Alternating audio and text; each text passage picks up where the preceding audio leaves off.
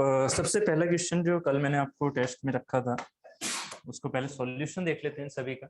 To tensile forces each of magnitude F are acting at a point perpendicular to each other. ठीक है, तो एक point पर, ये एक पॉइंट हो गया, इस पॉइंट पर दो फोर्सेस लग रहे हैं जो F का है। ऑब्वियस है, हमें अगर कोई डायरेक्शन नहीं देते हैं तो हम हॉरिजॉन्टल मान के चलते हैं ना, तो हमने हॉरिजॉन्टल मान लिया। दूसरा जो फोर्स है वो परपेंडिकुलर टू ईच अदर है, मतलब इसके परपेंडिकुलर तो लगेगा, है कि नहीं? इसके परपेंडिकुलर ये हो गया। दूसरे फोर्स का मैग्नीट्यूड भी क्या है, सेम है, F। तो आपसे पूछा है रिजल्टेंट क्या होगा, तो सिंपल सा क्वेश्चन है, 90 डिग्री है इन दोनों के बीच का, तो इनका रिजल्टेंट क्या होता है। इसी एग्जाम्पल को हम हमेशा लेके चलें कि अगर दो हमारे पास ऐसे फोर्सेस हैं तो रिजल्टेंट कहां से जाएगा, यहाँ से। दिस इज द R, तो ये F है, तो ये F हो गया हमारे पास। ठीक है, ये F हो गया, ये F का स्क्वायर प्लस F का स्क्वायर इक्वल टू R का स्क्वायर। सो R की वैल्यू क्या आ गई, R की value F square plus F square, ठीक है, का अंडर रूट मतलब F रूट 2 या root 2 into F। This is the resultant and the answer is A। ठीक है, क्लियर? इसमें कोई दिक्कत नहीं थी? समझ में आया था या ऐसी समझ में आया था? ऐसे करके ऐसे कैसे? मैंने F से F तक मिला दी। F से ऊपर से ऐसे कर दी। अच्छा, ये मिला दिया था? ना ना ना, ये रिजल्टेंट नहीं होता। रिजल्टेंट का मतलब क्या होता है, दोनों का आउटकम। ठीक है, ऐसे नहीं, आंसर नहीं, आंसर नहीं है ना, आंसर नहीं। अगर अभी से आंसर पर आने लग गए ना तो फिर कॉन्सेप्ट गड़बड़ा जाएंगे सारे। ठीक है, तो ये चीज है ना, वहां तिकड़मबाजी लगा लो, अच्छी बात है, बट पूरे एक साल तिकड़मबाजी मत लगाना। ठीक है, वहां भले से तिकड़मबाजी से आंसर सही आ जाए क्योंकि मुझे वहां पे आंसर से मतलब है। ठीक है, बट यहाँ तिकड़मबाजी लगाओगे तो फिर इमेजेस गड़बड़ हो जाएंगी माइंड में और वो फिर आंसर आगे गड़बड़ ही होगा। If the x component of a force is negative and y component is positive. ठीक है, x component of the force is negative मतलब एक्स में वो पॉजिटिव चल रहा है। पहले क्वाड्रेंट याद है ना, this is the X plus में, this is the Y plus में, this is the minus X and this is the minus Y. तो इसे हम फर्स्ट क्वाड्रेंट बोलते हैं, इसे सेकंड बोलते हैं, इसे थर्ड बोलते हैं, इसे फोर्थ बोलते हैं। ऑब्वियस है, मुझे ये बताना भी नहीं था इसलिए मैंने डायरेक्टली क्वेश्चन रख दिया था, इतना आपको आइडिया भी होना चाहिए। उसके बाद अगर इसकी बात करें तो प्लस एक्स होता है, इधर प्लस वाई होता है, इधर माइनस एक्स होता है, प्लस वाई होता है। ठीक है, ये मतलब प्लस और प्लस ऐसे बोलते थे इसे माइनस एंड प्लस, ये वाई बाद में लिखा जाता है। इधर माइनस एंड माइनस एंड इधर सॉरी, इधर माइनस एंड माइनस एंड इधर हो जाता था प्लस एंड माइनस। ठीक है, तो अब बस ये क्वेश्चन था कि फोर्स है जिसका एक्स तो है नेगेटिव एंड वाई है पॉजिटिव। तो एक्स नेगेटिव मतलब इधर, तो हमारा फोर्स या तो ऐसे हो सकता है, ठीक है, या फिर ऐसे हो सकता है, दोनों चीजें हो सकती हैं। ठीक है, या तो ऐसे हो सकता है या ऐसे हो सकता है, बट वाई क्या है, वाई क्या है, पॉजिटिव। तो वाई पॉजिटिव है मतलब ये तो ऑब्वियस है, कौन सा बचा, सेकंड क्वाड्रेंट। इसका मतलब ये क्या हो गया, गायब। तो सेकंड क्वाड्रेंट, बस ये फोर्स हो गया, आंसर आ गया। बात समझ में आ रही है? एक्चुअली फोर्स को आप वेक्टर को कैसे लिखते हो, वेक्टर को कैसे लिखते हो, x i plus y j. अब यहाँ एक्स क्या है, negative, so this is the minus x i, and y क्या है, positive, so plus y j. अब ये वैल्यू कहाँ लिखोगे, ये वैल्यू सिर्फ और सिर्फ इसकी होगी, ये सिर्फ और सिर्फ सेकंड क्वाड्रेंट की होगी। जब इसको ऐसे देखोगे तो ये माइनस एक्स दिखाएगा और ये वाला क्या दिखाएगा, ये प्लस वाई दिखाएगा। तो दिख रहा है ना ये एफ का, जो हमने यहाँ पर वेक्टर फॉर्म में लिखना सीखा था। ठीक है, बात क्लियर है? चलें आगे।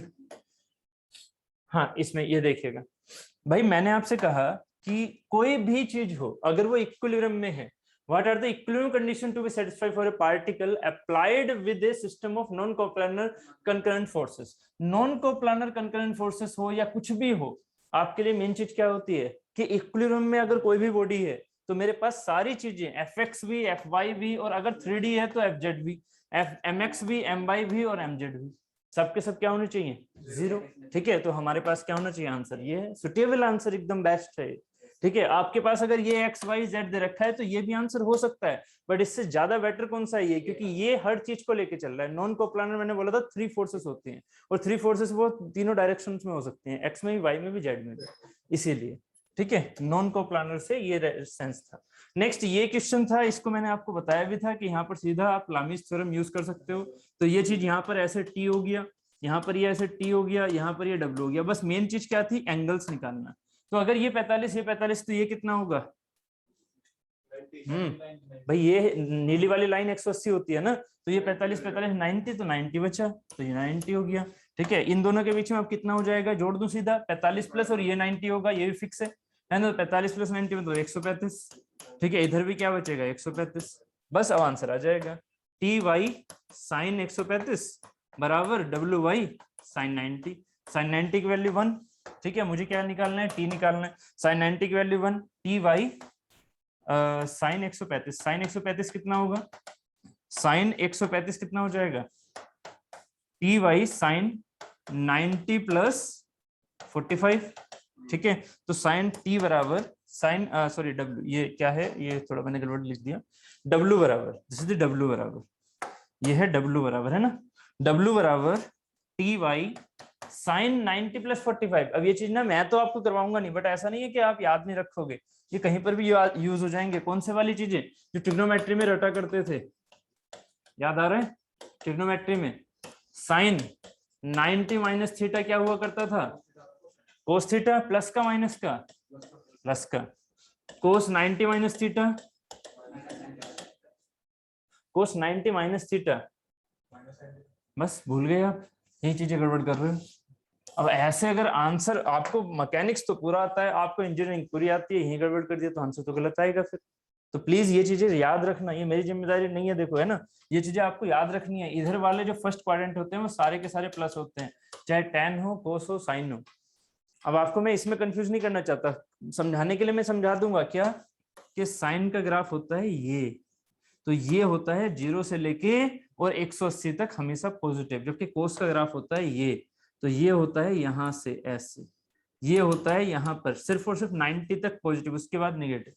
इसीलिए कोस जो हो जाता है वो निगेटिव हो जाता है, ठीक है, जबकि साइन हो जाता है पॉजिटिव। बट 90 तक क्या, 90 तक तो सारे पॉजिटिव, सॉरी यहाँ से 90 तक तो सारे पॉजिटिव, साइन भी पॉजिटिव, कोस भी पॉजिटिव, ऐसे टेन भी पॉजिटिव होता है। बट आप कहोगे सर ग्राफ तो आज तक पढ़े नहीं, तो इसीलिए मैं कह रहा हूँ ग्राफ पर ज्यादा ध्यान दो मत, ठीक है ग्राफ पढ़े नहीं, ठीक है, तो इसलिए ग्राफ को अभी छोड़ो, अभी आप ना वही वाला स्कूल वाला टाइम याद करो और ये चीजें याद करो। हाँ, अगर बीटेक स्टूडेंट होते तो मैं बिल्कुल आपको बताता, क्योंकि आपने फिर ग्राफ पढ़े होते, ठीक है तो पहले बीटेक करके आओ फिर ग्राफ पढ़ेंगे, ठीक है। तो ऐसे नहीं है, आपने जो 9th में पढ़ा था उसी को याद रखो, दिस इज द प्लस वाला क्वाड्रेंट।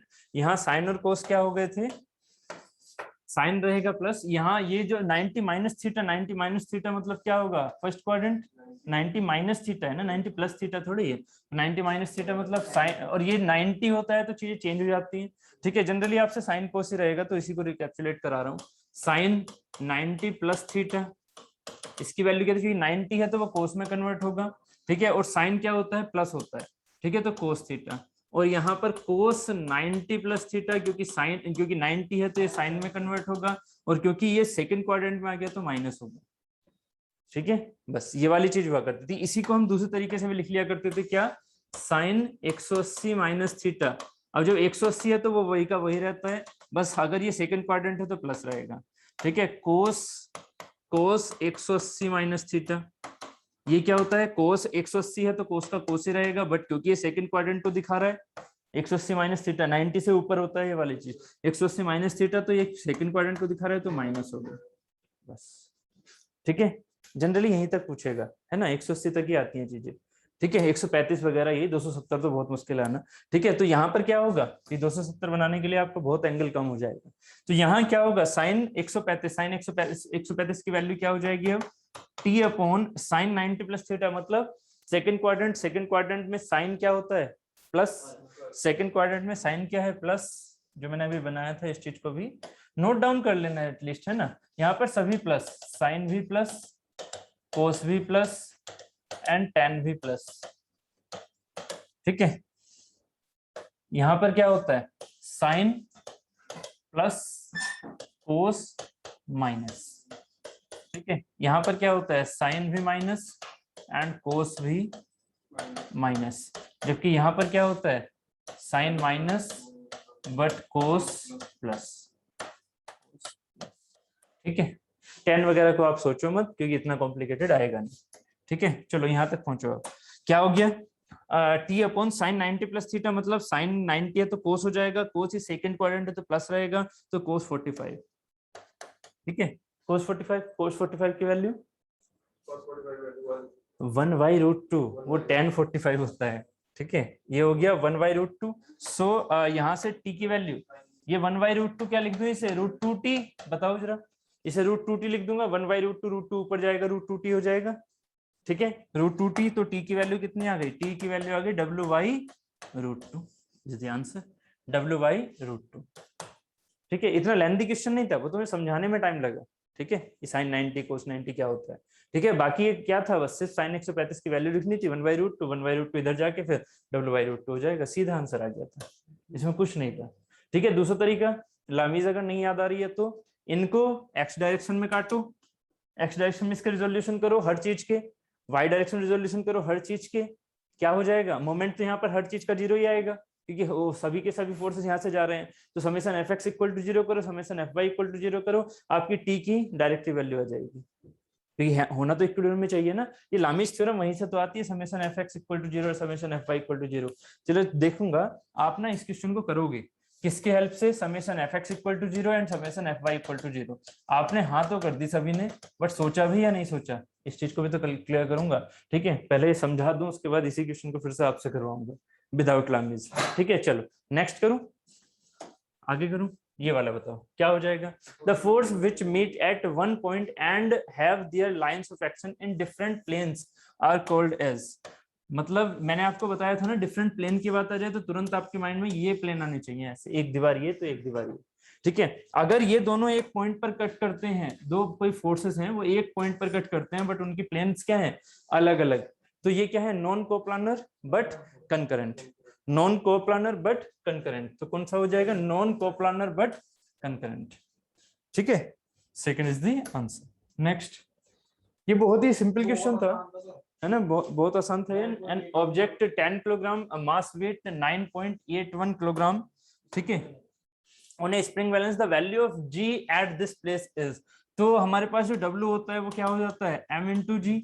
यहाँ पर ये वैल्यू कितनी है हमारे पास, मास कितना है 10 किलोग्राम, तो 10 हो गया, ठीक है। हमें किसकी वैल्यू चाहिए, g की, ठीक है। यहाँ पर ये कितना हो जाएगा, वेट है 9.81 किलोग्राम, ठीक है। तो यहाँ जो g की वैल्यू है वो सीधी हमारे पास क्या हो जाएगी, क्योंकि जो वेट है ये 9.81 है, ठीक है, 9.81 ये किसकी मेजरिंग है, ये 9.81 किसकी मेजरिंग है, ठीक है, स्प्रिंग की। अब स्प्रिंग बैलेंस क्या करता है, स्प्रिंग बैलेंस क्या करता है, यहाँ पर ये किलोग्राम है, ठीक है, ये न्यूटन नहीं है, ये किलोग्राम है, तो ऑब्वियस है इसमें क्या होगा, क्योंकि हमारे पास जो वैल्यू होती है किसकी, जो हम जी को एग्जैक्टली वैल्यू मेजर करते हैं जिससे स्प्रिंग बैलेंस की वैल्यू निकल के आ रही है, ठीक है, तो वो हमारे पास कितना होता है, जनरली जो जी हमने लगाया हुआ है ग्रेविटी की हेल्प से, जो ग्रेविटी की हेल्प से हमने जी लगाया हुआ है, तो इस जी की वैल्यू कितनी होगी 9.81, 9.81 जो जनरली होती है। हमें इस जी की वैल्यू पूछी जा रही है जो tan इंटू जी करके आ रहा है, जो tan इंटू जी करके आ रहा है, ठीक है। तो यहाँ पर हमारे पास 9.81, दिस इज दी W की वैल्यू 9.81, सो ऑटोमेटिकली क्या है, इनटू में यहाँ पर क्या है 10, इनटू में ऑटोमेटिकली क्या है 10, तो इसे बस क्या करना है, रिलेट करोगे तो जी क्या बचेगा हमारे पास 9.81, सीधा जी हमारे पास क्या बचेगा 9.81। स्प्रिंग में ये W काम कर रहा है और ये मेरे पास mg वैल्यू है, क्योंकि स्प्रिंग हमेशा स्प्रिंग बैलेंस कैसे करता है कि जितना हम फोर्स लगाएंगे उतना ही रिएक्शन देगा। जो हमारी तराजू तोलती है, ठीक है, जो तराजू तोलती है उसमें एक तरफ वाट होता है, एक तरफ वाट होता है, तो जो वाट का वेट है वही तो हमारी जो सामान है उसका वेट होता है, हमेशा वाट का वेट बराबर होता है सामान का वेट, तो वाट पर जो लग रहा है m इंटू जी वही इस पर लगेगा, बस वही स्प्रिंग का कॉन्सेप्ट होता है। स्प्रिंग पर जितना वो नीचे दब रहा है वो उसी के हिसाब से फोर्स भी ऊपर लगा रहा होता है, ठीक है। तो हमेशा ये दोनों चीजें क्या होंगी सेम, तो इसीलिए जो हमारे पास यहाँ जी है वो क्या होगा, जो हमारी इसकी वेट की वैल्यू निकल के आ रही है 9.81 के सेंस में, क्योंकि मास तो उसके ऊपर 10 ही लग रहा है ना, जबकि वो वेइंग बैलेंस कितना दे रहा है 9.81, सो जी की वैल्यू हमारे पास कितनी होगी 9.81, ठीक है। ये डायरेक्टली बैलेंस करना है स्प्रिंग बैलेंस को, ठीक है, डायरेक्टली बैलेंस करना था और कुछ नहीं था। Two forces act at an angle, two forces act at an angle of 120 degree, ठीक है, एक ये हो गया है ना, और दूसरा फोर्स हो गया ये, अब मुझे नहीं पता कि वैल्यू क्या है। If the greater force is 50 newton, तो ये वैल्यू दे रखी है, मान लीजिए example 50 newton, and their resultant is perpendicular to the smaller force, ठीक है। तो पहले क्या करूं, यहाँ पर ऐसे क्वेश्चंस में जब भी रिजल्टेंट आपको परपेंडिकुलर दे तो आप ऐसे फिगर बनाया करो, ये स्मॉलर, इसका रिजल्टेंट क्या दे रहे हैं ऐसे, ये है मेरा रिजल्टेंट, ये है रिजल्टेंट, और जो हमारे पास फोर्स है दूसरा वाला वो कहाँ लग रहा होगा 120, किससे 120, इससे, यही तो है, एक फोर्स हो गया smaller, this is the F1, this is the F2, ठीक है, ये हो गया F1, ये हो गया F2, रिजल्टेंट क्या है perpendicular to the smaller force, ठीक है, तो स्मॉलर फोर्स के परपेंडिकुलर हो गया रिजल्टेंट। अब एक बात बताइए, जो ये फोर्सेस है कौन से F1 और F2, वो किस सेंस में दिख रहे हैं आपको, क्या एक दूसरे के 90 डिग्री हैं F1 F2, नहीं, जब F1 F2 90 डिग्री नहीं है तो कौन सा फॉर्मूला लगाओगे R के लिए, R के लिए वेरी गुड, अंडर रूट में T square plus Q square plus 2pq cos alpha, ठीक है, तो यहां से हमारे पास क्या आ जाएगा, दोनों जो सेंस समझाए थे ना, यहाँ F1 F2 दो अलग अलग हैं जो कि 120 पर है, 90 पर नहीं है, रिजल्टेंट उनका 90 पर है, ठीक है, तो यहाँ पर क्या होगा कि अंडर रूट ऑफ p मतलब F1 square plus F2 square plus 2 into F1 F2 into cos of 120, ठीक है, ये हो गया मेरा रिजल्टेंट। अब ये रिजल्टेंट क्या है, यहाँ पर है 90 डिग्री पर है, तो इसका जरा एक सेंस और लेके चलना, ठीक है, एक होता है हमारे पास tan थीटा, ठीक है, ये कॉन्सेप्ट यहां से और लेके चलो, आई थिंक ये वाला किसी से क्वेश्चन लगा या नहीं लगा, ये वाला लगा किसी से, आधा हुआ था, हाँ, ठीक है, क्यों, क्योंकि एक इसमें चीज और है, क्या, ये है, ये है, ये एक्चुअली आपकी 11th की चीजें हैं, ठीक है, ये वाली, ये मेरे पास रिजल्टेंट, इस रिजल्टेंट का एंगल जो बन रहा है किससे, मान लीजिए हॉरिजॉन्टल फोर्स से, ये फिगर ऐसे बन के आएगा, इतना तो समझ में आ रखा था पहले भी जब मैंने ये बताया था आपको कि इसके पैरेलल ये बनेगा और पी क्यू हमारे पास ये रहेगा तो आर ये रहेगा। अगर ये रिजल्टेंट मेरा थीटा बनाता है कहाँ से, एक पी से, तो इस रिजल्टेंट के थीटा के एंगल की वैल्यू क्या होती है, तो यहाँ पर ऐसे आती है, क्या ये वाला पार्ट कितना, बताना जरा, ये येलो वाला पार्ट कितना होगा इसके टर्म में, ये क्या है क्यू है तो ये भी क्यू होगा, फील करो जरा, ये क्यू है तो ये भी क्यू होगा जो ग्रीन वाला है, ठीक है, ये एंगल कितना है, ये एंगल कितना है, थीटा या alpha, this is the alpha, total total total है ना, तो ये भी अल्फा, ठीक है, ये क्यू का कौन सा वाला पार्ट कहलाएगा, ये वाला येलो, क्यू का साइन, बहुत बढ़िया, चलो ये अच्छी बात है, ऐसे ही आंसर आना चाहिए तुरंत, विजुअलाइज हो गया ना, क्यू का साइन अल्फा। आदित्य राज गड़बड़ हो रहा है कुछ, कंफर्म है, ठीक है, क्यू का साइन अल्फा, ये क्या होगा, यहां से यहां तक, यहां से यहां तक ये वाला पार्ट, ये वाला क्यू का कौन सा होगा, कोस, आगे आगे आगे, क्यू का कोस अल्फा, ठीक है, बस। अब जरा एक चीज देखना, ये थीटा एंगल निकालना है मुझे, तो tan थीटा क्या हो जाएगा यहाँ से, tan थीटा बराबर लंब बटे आधार, दिख रहा है 90 कौन सा वाला है, ये वाला, मेरे साथ साथ चलो, ये वाला दिख रहा है, ये वाला, सो ये परपेंडिकुलर कितना है, q sin अल्फा अपॉन ये टोटल कितना है, p plus Q cos alpha, ये आपको फॉर्मूला पहले से ही याद होना चाहिए था, क्योंकि आपने ये फिजिक्स में 11th में चीजें पढ़ी हुई हैं, ठीक है, ऐसे क्वेश्चंस आपने निकाले हैं, नाव चलती थी 120 पर जा रही है अगर वाटर फ्लो हो रहा है, तो ये सारे क्वेश्चन आपने फिजिक्स में किए हैं, तभी तो करके यहाँ तक बैठे हो, यहाँ पर आए हो, ठीक है, तो ये क्वेश्चन आपको आने चाहिए थे पहले से, बट कोई नहीं।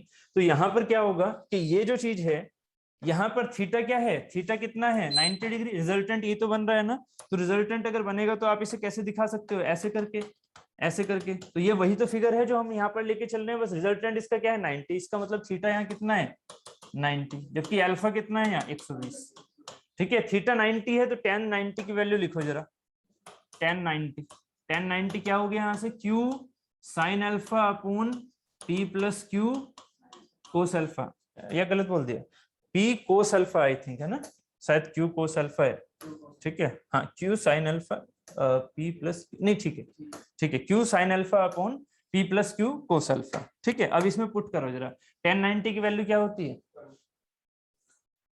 इन्फिनिटी बराबर q हमारे लिए कौन सा हो गया, p इधर वाला है तो q इधर वाला, p से है ना 90 है ना, तो p एंड q, तो ये क्या हो गया, q मतलब f2 sign of 120 divided by ये क्या बचा, f1 plus f2 cos of 120। अब ये इन्फिनिटी को हम क्या लिखते हैं, याद करो, इन्फिनिटी को क्या लिखते हैं 1/0, ठीक है, ये याद है 1/0 इन्फिनिटी को। तो इसको अगर हम 1/0 लिख दें तो क्या होगा, इस चीज को मैं पूरा लिख रहा हूँ, 1/0 बराबर f2 sin 120 plus f1 plus f2 cos 120। अब जरा इसे करो, इसे जरा सॉल्व करो, तो यहां से इससे तिरछी गुणा हो जाएगी, ठीक है, ये क्या बचेगा f1 प्लस f2 cos 120 बराबर 1, ठीक है, सॉरी बराबर 0, बराबर 0। भाई यहाँ से इसकी गुणा होगी, यहाँ से इसकी गुणा होगी, क्या बचेगा इस साइड 0, है ना, तिरछी गुणा कैंची गुणा याद है ना सब कुछ, ठीक है। तो f1 plus f2 cos 120 equal to 0। So यहाँ से अब एक इक्वेशन आ गई, ये इसमें एक रिलेशन हो गया क्या, f1 प्लस f2 cos 120। अभी बताया cos क्या होता है, सेकंड क्वाड्रेंट में निगेटिव, है ना, cos सेकंड क्वाड्रेंट में निगेटिव, या तो cos 120 को क्या लिख दो माइनस का सॉरी cos 180 माइनस का 60, ऐसे लिख सकते हो, cos 180 minus 60। cos second quadrant में क्या होता है नेगेटिव, और cos 60, क्योंकि 180 है तो cos चेंज नहीं होगा, cos 60 की वैल्यू 1/2, ठीक है। तो यहाँ पर आंसर क्या आ गया -1/2, ठीक है, -1/2। तो f1 प्लस प्लस का मतलब हो गया -1/2 into f2 equal to 0। So answer क्या आ गया f1 इक्वल टू f2/2 आ जाएगा, f1 इक्वल टू f2/2। ये जो चीज आ गई है f1 बराबर f2/2, ये कहाँ रख सकते हो यहाँ पर, ठीक है। f1 बराबर f2/2 हमें क्या निकालना है, हमें निकालना है स्मॉलर फोर्स। यहाँ पर देखो ग्रेटर फोर्स दे रखा है, क्या है 15, the greater force is 50 Newton. आपको दे रखा है सीधा यहाँ पर f1 हमने माना था छोटा, ठीक है, तो बड़ा क्या है 50, तो 50/2, छोटा क्या हो जाएगा बड़ा y छोटा, बड़ा क्या है f2, तो f2/2 मतलब हमारे पास f1 क्या है छोटा फोर्स, स्मॉलर फोर्स, तो स्मॉलर फोर्स हमारा क्या निकल के आ गया 25। क्या हमें इसकी जरूरत पड़ी इस वाले क्वेश्चन में, नहीं, है ना, हमें सिर्फ और सिर्फ इसकी जरूरत है, इसकी डायरेक्टली इसको किया हमने, ठीक है। विद इन 1 मिनट में होने वाला क्वेश्चन है ये, ऐसा नहीं है। यहाँ पर ये वाली जो चीज है 1090 है, और ये आपको आइडिया होना चाहिए कि ऐसे जब 90 वाला क्वेश्चन आता था ना, तो कभी आपने वोट वगैरह के ऐसे एग्जाम्पल किए थे कि अगर हमारी लहरें ऐसे चल रही हैं, लहरें अगर ऐसे चल रही हैं, ठीक है, तो हमें वोट को किधर उतारना चाहिए जिससे कि हम सीधे अगले सामने वाले छोर पर जाएं, ठीक है। कभी नहीं किया ऐसे क्वेश्चन, ऐसे देख रहे हो जैसे कभी किए ही नहीं है। 11th किया है नहीं किया है, क्या बात कर दी यार, 11th में अगर ये नहीं किया तो फिर क्या किया आपने स्टार्टिंग के 2 चैप्टर्स में, सिर्फ बर्नौली थ्योरम पढ़ते रह गए। अरे यार सही में यार, ऐसे कैसे काम चलेगा, कैसे काम चलेगा रे, अगर 11th में इतना भी नहीं पढ़ा है तो आपने, बहुत ही कंडीशन खराब है भाई। और मतलब सभी एक ही कॉलेज से पढ़ के आए हो क्या,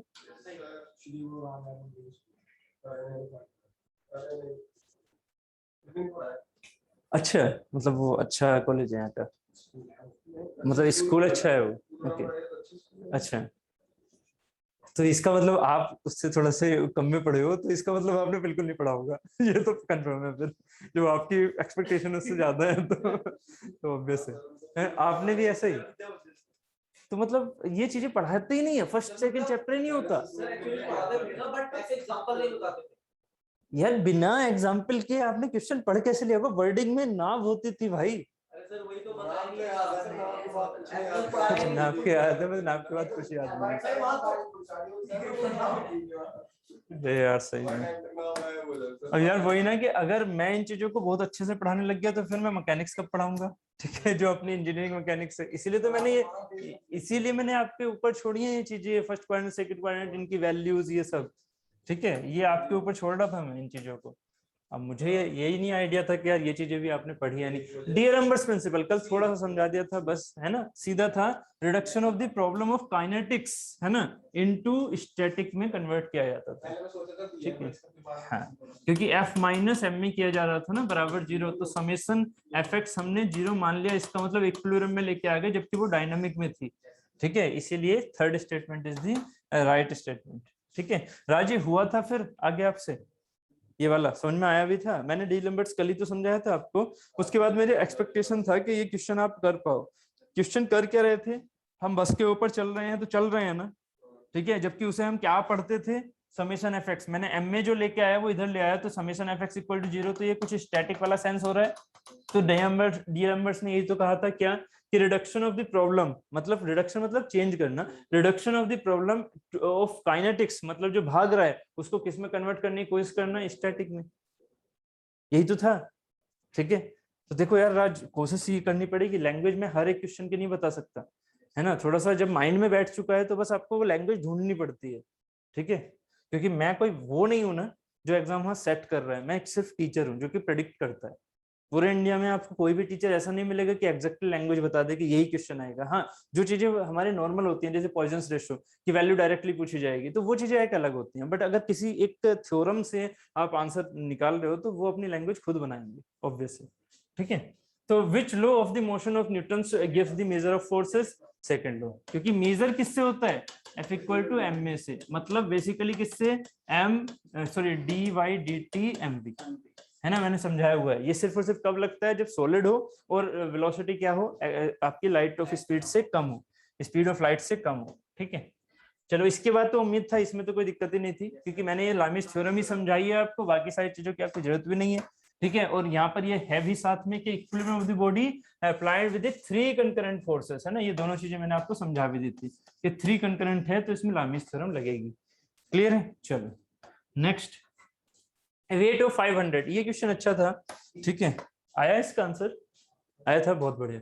देखो, a weight of 500 kilogram is held on a smooth plane inclined at 30 degree, पहले तो यही 30 डिग्री पर इंक्लाइंड हो रखा है, to the horizontal by a force P acting 30 degree above the plane, मतलब ये और ज्यादा इससे डेविएट हो रखा है 30 डिग्री, एक तो प्लेन ही 30 पर है, उसके बाद फोर्स भी 30 पर है। The reaction of the plane on the weight will be, the reaction of the plane on the weight will be, तो रिएक्शन क्या लगेगी इस प्लेन की, कैसे लगेगी रिएक्शन, सोचो जरा सोचो, ये तो अंडरस्टूड चीजें होनी चाहिए। रिएक्शन कैसे लगेगी, इस रिएक्शन की वैल्यू प्लेन की वेट पर मतलब बॉडी पर कैसे होगी, ऐसे रिएक्शन ऐसे होगी, कैसे ऊपर, और ऐसे होगी, किस डायरेक्शन में होगी, ऊपर ऊपर ऊपर, कैसे होगी ऊपर, ऐसे ऐसे होगी, बस यही चीज तो है थोड़ा आईक्यू, कैसे होगी कैसे होगी, जल्दी बताओ, जो मैंने लाइन अभी तक खींची नहीं है, कौन सी होगी, कौन सी होगी, बिल्कुल ये ऐसे मत सोचा करो यार, अगर आप इस चीज में थोड़ा गड़बड़ कर रहे हो तो फिर तो कभी बना ही नहीं पाओगे क्वेश्चन।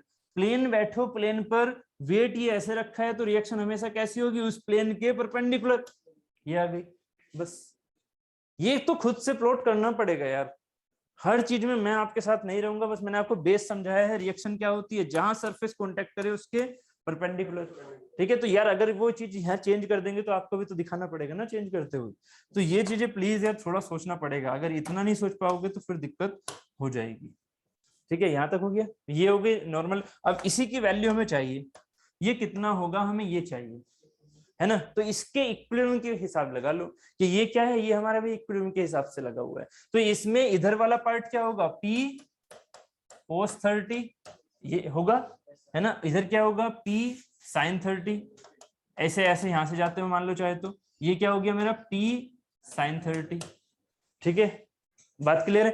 ये हो गया P sin 30, ये हो गया P cos 30, इसका वेट कितना लग रहा है यहाँ पर, इन सारी चीजों का ना एक पॉइंट से निकाला करो, थोड़ा सा मैं दिखाऊं आपको पॉइंट से निकालने वाला क्वेश्चन, भले से कैसा भी दे रखा हो, आप अपने माइंड में ना इसे पॉइंट से निकाला करो।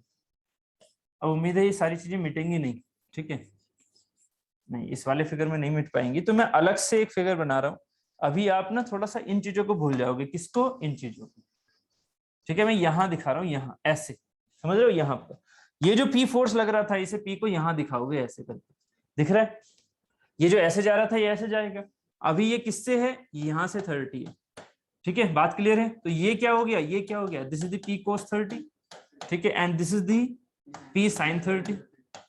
रिएक्शन किधर लगेगी, रिएक्शन भी इसी डायरेक्शन में, यहां से मान लो दिस इज द N, ठीक है। वेट कैसे लगेगा, वेट लगेगा इस पर नीचे की तरफ ऐसे, वेट कभी भी परपेंडिकुलर नहीं लगता है, वेट लगता है ग्रेविटी की डायरेक्शन में, ठीक है। तो वेट हमारा ये हो गया, कितना हो गया 500 इंटू जी, 500 इंटू जी। अब ये 500 इंटू जी, ये वाली जो डायरेक्शन है इसमें एंगल कितना होगा, अगर ये 30 है तो ये भी 30 है ना, ये 30 है तो ये भी 30, सो ये वाला क्या हो जाएगा, ये हो जाएगा 500 जी इंटू कोस 30, 30 की तरफ वाला कोस, और इधर क्या हो जाएगा, ऐसे जाएगा ना दूसरा कंपोनेंट, ये व्हाइट वाले का दूसरा ये ऐसे आएगा, क्योंकि इसका कंपोनेंट यही तो आएगा ऐसे, ठीक है, बात समझ में आ रही है ना। ये चीज हमारी अगर ऐसे थी तो इसका हमारे पास एक ये कंपोनेंट, एक ये कंपोनेंट, सो ये वाला कंपोनेंट क्या है 500 जी sin 30। ठीक है, ये दोनों चीजें क्या होना चाहिए, बॉडी हमारी इक्विलिब्रियम में, बॉडी इक्विलिब्रियम में है। सो n प्लस पी, आपके लिए जरूरी नहीं है कि x डायरेक्शन में ही समेशन लिखो, समेशन fx हो, समेशन fy हो, बस मेन चीज क्या होनी चाहिए, बॉडी हमारी परपेंडिकुलर डायरेक्शंस में बात करनी चाहिए। एक्स वाई का मतलब होता है परपेंडिकुलर, चाहे एक्स ये क्यों ना हो, चाहे एक्स अगर ये है तो वाई ये वाली होगी, है ना, परपेंडिकुलर होनी चाहिए, दोनों इंडिपेंडेंट होनी चाहिए, तभी यहाँ पर ये वैलिड कर पाओगे, दोनों इंडिपेंडेंट। तो यहाँ पर अगर मैंने आपसे कहा कि एक डायरेक्शन ये ले लो, दिख रहा है, एक डायरेक्शन ये ले लो, और एक डायरेक्शन फिर कौन सी लेनी पड़ेगी, फिर कौन सी लेनी पड़ेगी, ये वाली। तो दो डायरेक्शनों में आप क्या करो, इसका इक्विलिब्रियम बना लो। तो एक क्या हो गया, n plus p sin 30 theta, है ना, साइन थीटा, थीटा का मतलब 30 हो गया, इधर भी 30 है ना, साइन 30 इक्वल टू क्या होगा, ये वाली फोर्स किसके बराबर होगी, ये वाली फोर्स फील करो किसके, ये वाली फोर्स किसके बराबर होनी चाहिए, 500 जी cos 30 के, इस वाली के, है ना भाई, ये वाली चीज इतनी ऊपर जा रही है तो इतनी नीचे जा रही है, तो ये इक्विलिब्रियम में होना चाहिए नहीं, तो बराबर हो गया 500 जी cos 30। ठीक है, ऐसे ही अब यहाँ पर सोचो, ये एक इक्वेशन आ जाएगी यहाँ से, चलो थोड़ा सा और सोल्व कर लें। n प्लस पी साइन 30 की वैल्यू 1/2, सो 500 जी, ऐसे लिख लो इसे, cos 30 की वैल्यू √3/2। ठीक है, अभी फिलहाल मैंने ऐसे लिख लिया। दूसरी इक्वेशन क्या हो गई, ये वाली। अब देखो इधर, इधर क्या है आगे की तरफ, p cos थीटा, मतलब p cos 30 बराबर क्या होना चाहिए, 500 जी साइन 30। ठीक है, क्या मैं कुछ यहाँ पर ले सकता हूँ, नहीं। ठीक है, तो अभी फिलहाल इनकी वैल्यूज ले लो और वैल्यूज को पुट कर लो फिर उसी के टर्म्स में। p की वैल्यू जो है यहाँ पर, उस p की वैल्यू देखो यहाँ पर सीधा निकाल सकते हैं हम, क्या, p 500 g sine 30 upon cos 30 मतलब tan 30। ठीक है, तो 500 g tan 30 की वैल्यू हमने देखी थी क्या होती है, 1/√3, तो 500 g into 1/√3, this is the p। अब p की वैल्यू हम सीधा यहाँ पर रख दें तो n की वैल्यू आ जाएगी बस, तो n क्या आ जाएगा, n इक्वल टू 500 g √3/2, ये तो ये हो गया, माइनस में p/2 कितना हो जाएगा, 500 g by 2√3। ठीक है, ये वैल्यू आ गई। ठीक है, अब यहां से बस क्या क्या करना है हमें, g की वैल्यू कितनी है, g की वैल्यू, g की वैल्यू हमें नहीं दी हुई है, ओके। ठीक है, ठीक है, सो यहाँ पर 10 मान के चलेंगे ऑब्वियस है। ठीक है, तो यहाँ पर क्या क्या आंसर हो जाएगा, 500 जी कॉमन ले लो, क्या क्या बचा, √3/2, ठीक है, माइनस में 1/2√3। ठीक है, तो कितना हो जाएगा ये, इसका वैल्यू एग्जैक्टली 250 आ रही है, वेट ऑफ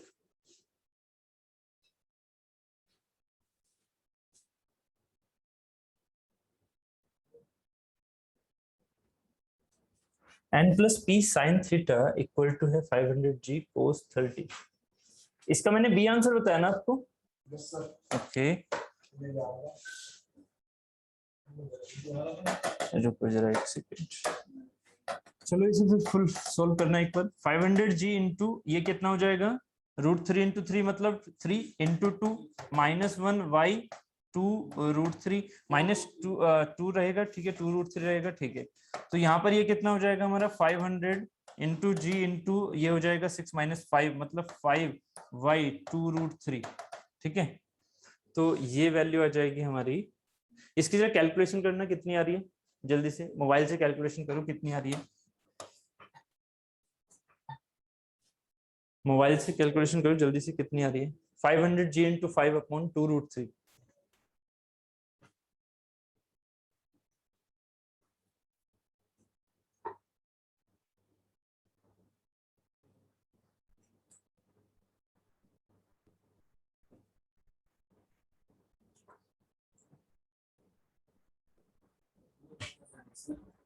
जी की वैल्यू 21650.6351 21650.6351।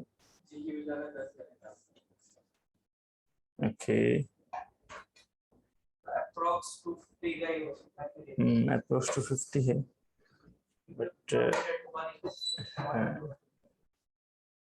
अप्रोक्स 250 है, बट इसमें डायरेक्टली क्यों नहीं आ रहा है, एक सेकंड रुको, एक सेकंड रुको,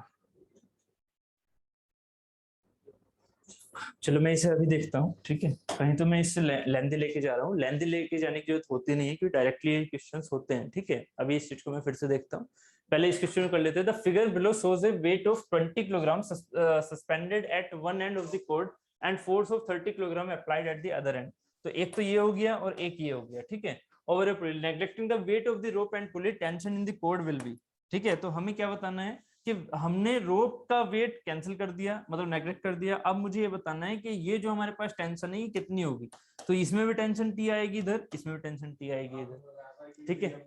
ये हाँ, अभी देखो ना ना ना, देखो यहाँ पर क्या होगा, जो हमारे पास ये चल रहा होगा वो किससे चल रहा होगा, ये वेट से, ग्रेविटी से, ठीक है। ये ग्रेविटी से चलेगा, वेट से चलेगा। तो जो ये 30 है, 30 की तरफ ही तो चलेगा चीजें, 30 की तरफ ही तो चलेगी चीजें। जो चलेंगी वो सीधी 30 की तरफ चलेंगी या नहीं चलेंगी। अभी ये टेंशन इन दी कोड किसके सेंस में आ रही है, किलोग्राम। ये किसमें पूछी हुई है, किलोग्राम। इसका मतलब जी से क्या कर रखा है, डिवाइड।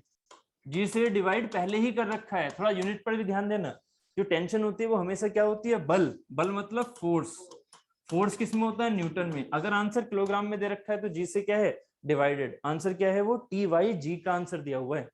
ये क्या है, टी वाई जी का, ठीक है। तो जी के हमें टेंशन नहीं लेनी, जी से बस सीधा डिवाइड कर देना है, ठीक है। तो 9.81 करने की भी जरूरत नहीं है आपको, ठीक है। यहाँ ये 20 है, 30 है, जो जी से मल्टीप्लाई करोगे वही जी इधर की तरफ ले जाओगे, ठीक है। बात क्लियर है। चलो तो अभी देखो यहाँ पर क्या होगा कि ये जो पार्ट है, ये जो पार्ट है, ये जो 30 किलोग्राम है ये नीचे की तरफ आएगा, ठीक है। 20 किलोग्राम ऐसे जाएगा, 30 किलोग्राम ऐसे आएगा। जरा फील करो यहाँ पर, the figure below shows a weight of the 20 suspended at one end and a force of 30 applied on the other end, neglecting the weight of the rope, tension in the cord will be।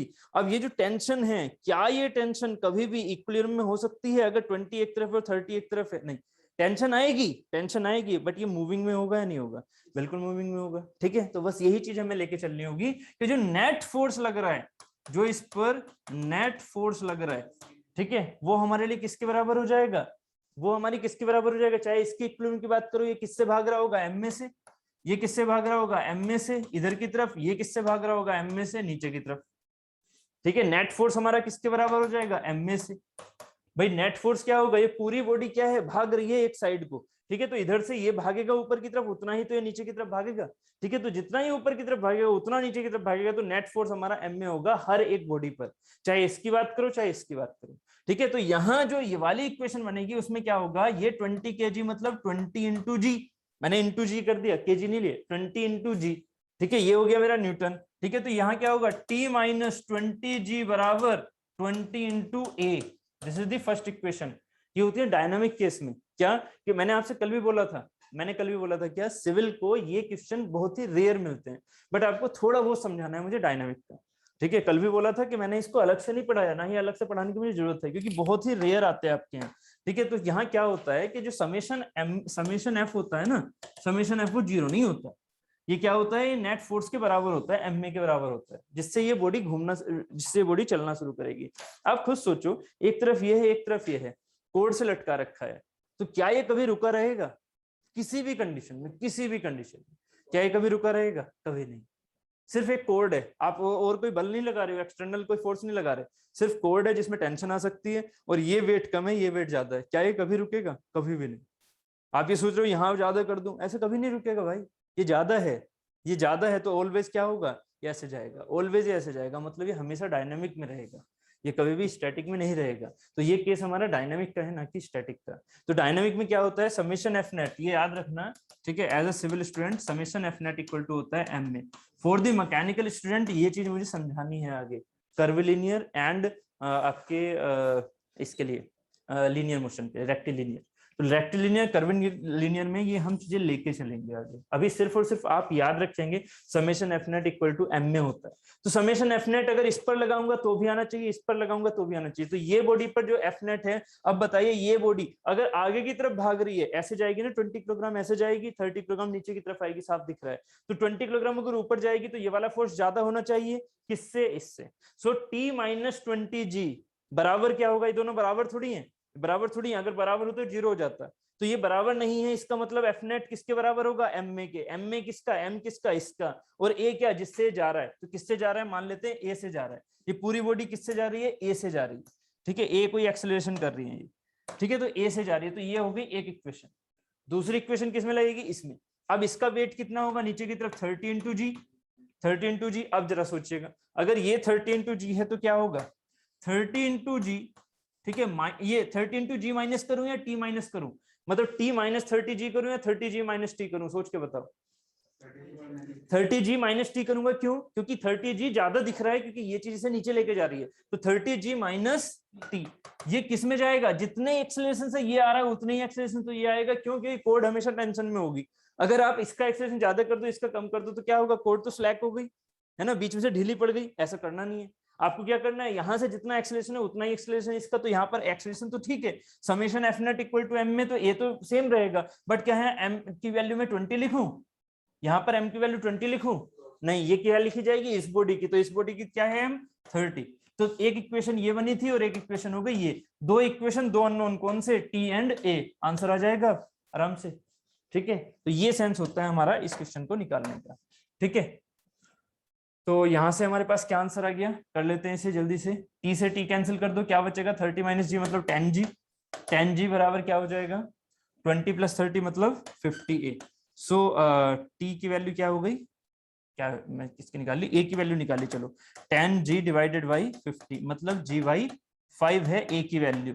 ठीक है, तो T की value बता दो, T की value क्या हो जाएगी, यहाँ से टी की वैल्यू हो जाएगी 20 into ji by 5 minus sorry plus 20 into g. So ये कितना हो गया भाई, 5 20 जी इंटू में 6, ठीक है, 5 चौक 20, 4 छंग 24, 24 जी। आपसे क्या पूछा है, न्यूटन नहीं, आपसे क्या पूछा है, किलोग्राम। सो 24 जी बाई जी, ये किस में आएगा, किलोग्राम। सो 24 किलोग्राम। ठीक है, 24 है ही नहीं इसमें, कैसे कैलकुलेशन गड़बड़ हो रही है क्या, देखना एक बार जल्दी से। जी बाई 5, ए की वैल्यू क्या हो गई, जी बाई 5, एक मिनट देखो, ए की वैल्यू हो गई जी बाई 5, ठीक है। जी बाई 5 यहाँ रखी हमने, कहाँ रखी, यहाँ पर, T equal to 20 into ji by 5 and ये जाके प्लस में हो गया 20 इंटू जी। ठीक है, 20 जी हमने ले लिया कॉमन, क्या बचा 1 बाई 5 प्लस 1, तो 1 प्लस 5 कितना हो गया 6, 6 बाई 5, 6 बाई 5 का मतलब हो गया 5 चौक 20, 4 छंग 24। ठीक, तो 24 आना चाहिए, 6 ऐसा है ना, 20 जी हमने कॉमन ले लिया ना, तो 1 प्लस 1 बाई 5 ही तो बचा है। ठीक है, ठीक, तो यहाँ पर होगा आंसर में 24, या मैं कुछ कैलकुलेशन में गड़बड़ कर रहा हूँ, देख लो जल्दी से, कुछ कैलकुलेशन में गड़बड़ हो रहा है। 30 g minus T equal to 30 a, 30 g minus T equal to 30 into a and T minus 20 g equal to 20 into a. इसकी कैलकुलेशन करने के बाद यही आएगा, चेक करो जल्दी से, टी से ये टी कैंसिल, 30 जी ज्यादा है 20, तो ये 10 जी हो गया बराबर, ये सब जोड़ ही तो रहे हैं ना, हाँ जोड़ रहे हैं। ठीक है, तो 20 प्लस 30 मतलब 50a, तो a बराबर जी बाई 5, बात ठीक है। तो इसका आंसर आ गया 24। ठीक है, इसमें कुछ ना कुछ तो गड़बड़ी है, दिस इज 24, वैल्यू के हिसाब से क्या आंसर आएगा 24।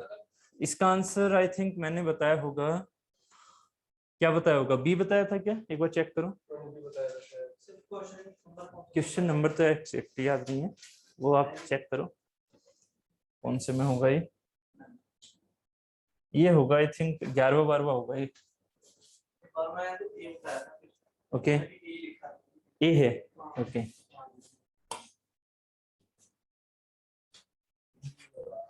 तो सर ए नहीं नहीं नहीं नहीं, इसका आंसर 24 आएगा भाई फिर, या तो हम कुछ कैलकुलेशन गड़बड़ कर रहे हैं। ठीक है, कैलकुलेशन गड़बड़ कर रहे हैं, कहीं दिख रही है कैलकुलेशन गड़बड़ होती हुई। ठीक है ना, टी ये हो गया 20 जी हो गया बराबर 20 ए, एक तो ये है इक्वेशन और एक ये बन के आ रही है 30 जी माइनस टी बराबर 30 ए। ठीक है, ये हमारे पास बड़ा है तो नीचे जाएगा, ये वाला छोटा है तो ऊपर आएगा, तो ऑब्वियसली ये वाली चीज और एक ये वाली चीज। ठीक है, इनको सोल्व करने के बाद 100% यही आ रहा है फिर कैलकुलेशन में, तो आंसर क्या है इसका 24 किलोग्राम, आंसर क्या है 24 किलोग्राम। ठीक है, अगर हम इस चीज को लेके चल रहे हैं तो 24 किलोग्राम याद रखेगा। ठीक है, इस क्वेश्चन को खुद से सोल्व करना, ऑब्वियस है यार, अगर खुद करते तो खुद बोलते भी कि ऑप्शन सर गलत लिखे हुए हैं यहाँ पर। ठीक है, चलो, when the position of the body is either in rest or in uniform velocity, मैंने कल भी बोला था कि ये चीज हमारी क्या होती है, जब ये या तो रुका हुआ हो या फिर यूनिफॉर्म वेलोसिटी से चल रहा हो, मतलब वेलोसिटी अगर यूनिफॉर्म है, वेलोसिटी अगर यूनिफॉर्म है तो इसका मीनिंग क्या हुआ कि उस पर कोई एक्सेलरेशन आ रहा है, एक्सेलरेशन क्या था, DV by dt। DV by dt क्या है, जीरो, क्योंकि वेलोसिटी यूनिफॉर्म है, कांस्टेंट है। यूनिफॉर्म मतलब कांस्टेंट, तो अगर कांस्टेंट है तो टाइम के साथ में चेंज नहीं हो रही, तो एक्सेलरेशन जीरो, एक्सेलरेशन जीरो, तो फोर्स क्या है वहां जीरो। और अगर फोर्स जीरो है तो क्या हो गया, वो इक्विलिब्रियम में, तो इसलिए आंसर क्या हो गया, इक्विलिब्रियम। ठीक है, वो हो गई इक्विलिब्रियम। ठीक है, next, what is the correct option for the rigid body to be equilibrium when the body is under action of these forces. तो क्या है, the line of action of these forces are parallel to each other and line of action of these forces meet in a point both। ठीक है, तो ये हमारे पास क्या हो गया, डी। ठीक है, फॉर द इक्विलिब्रियम।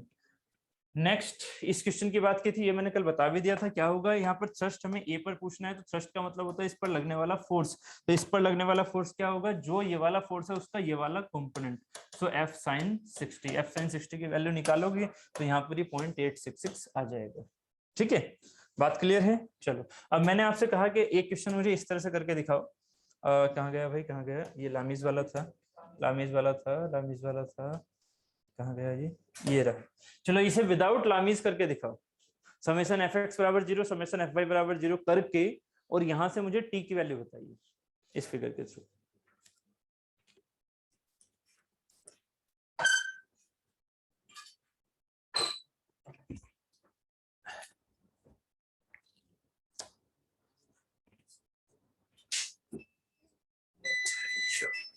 सही में भाई के साथ क्या तो होता है।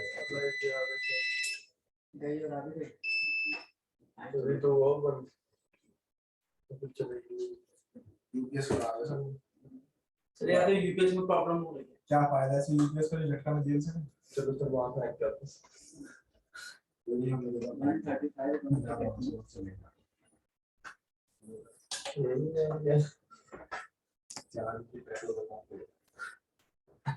जी पता नहीं आपके साथ ही क्यों हो रहा है, जब मैं प्रोडक्शन लेके चलता हूँ तब कुछ नहीं होता था। ठीक है, अभी एफएम चल रही है, फ्लूइड मशीनरी चल रही है, तो कुछ नहीं हो रहा। पता नहीं आपकी क्लास में क्यों होता है ये ड्रामा। हर एक क्लास में होता है, हर एक क्लास में कुछ ना कुछ। कॉम्बिनेशन कुछ गड़बड़ चल रहा है हमारा, मनुष्य आप नहीं है, कॉम्बिनेशन कुछ गड़बड़ चल रहा है।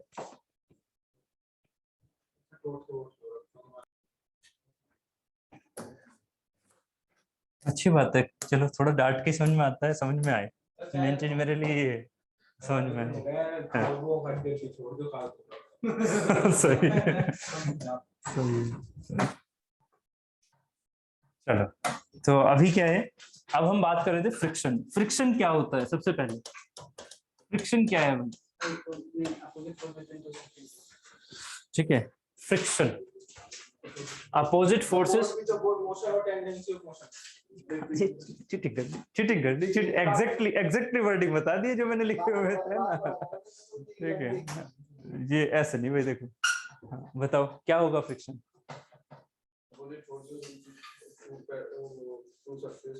Opposite forces to surface. अरे ये तो कल वाली डेफिनेशन बोलो, जो पहले से माइंड में थी वो बोलो। फ्रिक्शन होता है जैसे हम चाह रहे हैं ना, वो एक फोर्स हमारे लगा हुआ है जो हमें आगे बढ़। ओके, दो सरफेसेस में जो अपोजिट फोर्स लगता है। अच्छा, अगर मैं आपसे ये पूछता हूँ, जरा फ्रिक्शन को समझना, एक ये फोर्स लगा दिया, ये किसी कॉन्टेक्ट में है, ऑब्वियस है ना, ये मैंने किसी कॉन्टेक्ट में रख दी, तो इस फोर्स के अपोजिट लगेगा ये वाला फ्रिक्शन फोर्स, इस फोर्स के अपोजिट लगेगा ये वाला फ्रिक्शन फोर्स, है ना, एफ एफ। यस, ये जो एफ फोर्स है इसके अपोजिट लगेगा ये वाला फ्रिक्शन फोर्स। यस, ऐसे ही होता है, ऐसे ही होता है। फोर्स के अपोजिट लगता है हमेशा, अप्लाइड फोर्स के अपोजिट लगता है हमेशा। कुछ और सोचना, कुछ और बोलना चाह रहे हो तो बोलो, राज कुछ और बोलना चाह रहे हो। एक एक्सटर्नल फोर्स के अपोजिट लगता है फ्रिक्शन फोर्स। ऐसे ही होता है हमेशा, ऐसे ही होता है हमेशा, कंफर्म। एक अप्लाइड फोर्स के अपोजिट लगता है ये फ्रिक्शन फोर्स। ये पता है हमारी दुनिया कब सोचते हो आप, ये दुनिया सोचते हो जब हम एक बॉडी को रेस्ट से मोशन में लेके आते हैं, तब सोचते हो आप क्या कि अगर ये चीज रेस्ट पे रखी है, इसे आप क्या कर रहे हो, मोशन में लेके आने लगा रहे हो, तो फोर्स क्या करोगे, आगे की तरफ लगाओगे, इस वजह से ये फ्रिक्शन क्या लगेगा, पीछे की ओर, है ना। तो ये आप कहते हो कि फोर्स के अपोजिट लगता है। आप जो स्टूडेंट ये बोलता है ना फोर्स के अपोजिट लगता है, समझ लिया आप वहां गलती कर रहे हो। कैसे, अगर ये बॉडी हमेशा मोशन कर रही है, हम पहले मोशन में आ रही है, सोचो एक गाड़ी है, गाड़ी आ रही है, आप खड़े हो हीमैन बन के, ठीक है, कि मुझे इसे रोकना है, आप सोचो जरा वो सिचुएशन, गाड़ी आ रही है, ठीक है, एक्सीलरेटेड थी, मान लेते हैं वेलोसिटी अच्छी थी, मैंने क्या किया, उसे रोका, ठीक है, स्पाइडरमैन मूवी तो देखी होगी शायद, ठीक है कुछ भी मतलब हल्क ले लो, ठीक है, कुछ भी ले लो, मतलब आप क्या है कि स्पीड को क्या कर रहे हो, रिटार्ड, रिटार्ड समझते हो ना, ठीक है, मतलब आप क्या कर रहे हो, उसकी स्पीड को कम कर रहे हो, जब उसकी स्पीड को कम कर रहे हो तो रिटार्डेशन कर रहे हो, एक्सेलरेशन नहीं कर रहे हो, रिटार्डेशन कर रहे हो, मतलब वेलोसिटी चेंज हो रही है, मतलब है तो कुछ ना कुछ त्वरण एक्सेलरेशन, बट वो एक्सेलरेशन कैसा वाला है, रिटार्डिंग वाला, ठीक है, रिटार्डेशन है उसका, तो रिटार्डेशन है, फाइनली क्या हो गई, रुक गई। ये इमेज समझ में आ रही है ना, हल्क ले लो, स्पाइडरमैन ले लो, जो भी लेना है ले लो माइंड में, ठीक है, आयरन मैन ले लो, जो भी लेना है, ठीक है, कि आपके पास गाड़ी आ रही है, एक वेलोसिटी से आ रही है और उसे रोक रहे हो आप फाइनली, तो आपने जैसे ही उसे रोका, ठीक है, जैसे ही आपने उसे रोका तो क्या होगा, अब जरा फोर्स बताइए किस डायरेक्शन में लग रही है उस पर, और ये किसी पर चल रही थी, ये कोई फ्रिक्शन था, बस पहिए मत सोचना, ऐसे सोचो कि बस मेट्रो के पहिए गायब हो गए और मेट्रो आ रही है आपकी तरफ, ठीक है, मतलब एक ट्रेन आ रही है आपकी तरफ, ठीक है, ट्रेन बिना पहियों के आ रही है, बस आ रही है, आ रही है, ठीक है, उधर से हल्क ने फेंक दी थी, ठीक है, समझ रहे हो ना, आप थोड़ा इमेजिन कर सकते हो इस चीज को, ठीक है, तो अभी क्या है, अब आगे से ये वाली जो चीज है, फोर्स कैसा था इस पर, रिटार्ड मतलब था एक्सीलरेटेड, बट आपने क्या लगा दिया, रिटार्डिंग, तो फोर्स की डायरेक्शन आपने ये दे दी ना, अब जब ये मोशन ये ऐसे जा रही थी तो इसमें भी तो फ्रिक्शन कैसे आएगा, इसमें फ्रिक्शन कैसे आएगा, ऐसे, एफ तो अभी भी ऐसे ही आएगा ना, अगर ये चीज ऐसे जा रही है और आपने आगे से, ये क्या है, मोशन में थी बॉडी पहले से ही, समझ रहे हो ना, ठीक है, ठीक है, याद रखो यहाँ लगा हुआ है, ठीक है, ये जो बंदे हैं ये यहाँ पर है, क्या कर रहे हैं, मोशन को रोकने की कोशिश, मोशन को रोकने की कोशिश, तो फोर्स किस डायरेक्शन में लगाएंगे, अपोजिट डायरेक्शन में, और इसमें से ही बॉडी ऐसे आ रही थी, बॉडी मोशन ऐसे कर रही थी, तो ऑब्वियसली फ्रिक्शन फोर्स कैसे लग रहा है, ऐसे लग रहा होगा, ठीक है, तो ये दोनों ही क्या हो गए, सेम डायरेक्शन में आ गए, क्या चीज, ना ना ना ना ना ना, ग्रेविटी होती है ऐसे 90 डिग्री पर है, सरफेस ये वाली है ना, रोकने के लिए नहीं लगाती सरफेस, यही तो मैं सबसे चाह रहा हूँ कि ये वाली जो चीज है रोकने के लिए कौन से वाली सेंस में लगा रही है, ये हमेशा अपोजिट सेंस लगाती है, बट किसके अपोजिट, फोर्स के अपोजिट नहीं, जो आपने अप्लाई फोर्स किया है उसके अपोजिट नहीं, ये हमेशा फ्रिक्शन फोर्स आता है मोशन के अपोजिट, ना कि फोर्स के opposite, friction force always always opposite to motion, not force, not applied force, आप समझ रहे हो ना, अप्लाइड फोर्स जिस डायरेक्शन में है ना, उस डायरेक्शन में मोशन, उस डायरेक्शन में फ्रिक्शन फोर्स हो सकता है, मेरी वर्डिंग पर ध्यान दो, जिस डायरेक्शन में फोर्स आपने लगाया, या तो आप उस चीज को इमेजिन नहीं कर पाए जो मैंने यहाँ मोशन में समझाई, कार आ रही है, कार को आप फोर्स ऐसी तो लगाओगे रोकने के लिए, या उसे और खींचोगे, है ना, जब ऐसे लगाओगे, जबकि उससे फ्रिक्शन कैसे लग रहा होगा, पीछे की तरफ, भाई मोशन तो वो ऐसे करके आ रही है ना, तो फ्रिक्शन तो पीछे लग रहा है, आपने जो फोर्स लगाया वो भी कैसा है, पीछे की तरफ, दोनों की डायरेक्शन सेम हो गई, तो आपने जो अभी डेफिनेशन बताई थी क्या, कि फोर्स के अपोजिट फ्रिक्शन फोर्स लगता है, वो तो गलत हो गई ना इस सेंस में, इसीलिए फ्रिक्शन फोर्स फोर्स के अपोजिट नहीं लगता, फ्रिक्शन फोर्स लगता है मोशन के अपोजिट, बात समझ में आ रही है, हाँ, बस सिर्फ, ठीक है, इट अपोजेस द फोर्स ना, इट अपोजेस द मोशन, जो फ्रिक्शन फोर्स होता है वो सिर्फ और सिर्फ क्या करता है, मोशन को अपोज करेगा, ना कि फोर्स को अपोज करेगा, थोड़ा सा फील करो इस चीज को, क्लियर हो गया, ठीक, क्योंकि हमें यहाँ पर इसलिए ऐसा दिखता था क्योंकि जहां पर हम इस क्वेश्चन स्टार्टिंग में पढ़ा करते थे अपने फिजिक्स में, तो हम क्या करते थे, रेस्ट से मोशन में जाया करते थे, तो रेस्ट से मोशन जाते हुए क्या होता था, पहले आपको एफ लगाना पड़ता था, तो जब एफ लगाते थे तब वो मोशन में आता था, तो इसीलिए वो स्टार्टिंग में फ्रिक्शन फोर्स पीछे होता था इसके आगे की वजह से, तो आपके माइंड में ये सेट हो जाता है कि फोर्स के अपोजिट लगता है फ्रिक्शन फोर्स ना, ये होता है मोशन के अपोजिट, ठीक है, बात क्लियर रखिएगा, ठीक है, तो मोशन के अपोजिट होता है friction force, so friction the force which appears motion, sorry which opposes motion और tendency of motion is called as the friction,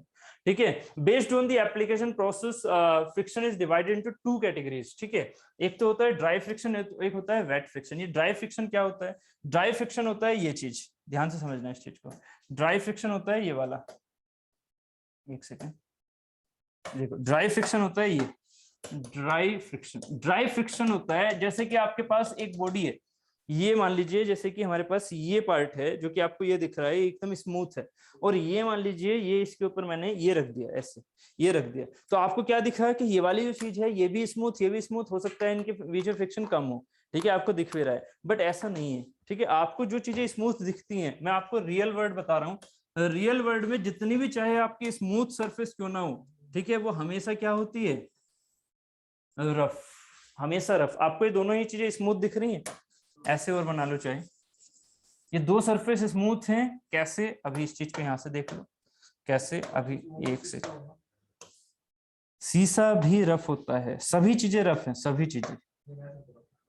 देखो ये चीज आ गई। आप कहोगे क्या कि ये सर बिल्कुल इसके ऊपर स्मूथली बना दिया आपने, डिजिटल से बनाया, कुछ भी वो नहीं होगा इसमें डिफेक्ट, कुछ भी एरर नहीं होगा। ठीक है, इसको जरा जूम इन करें।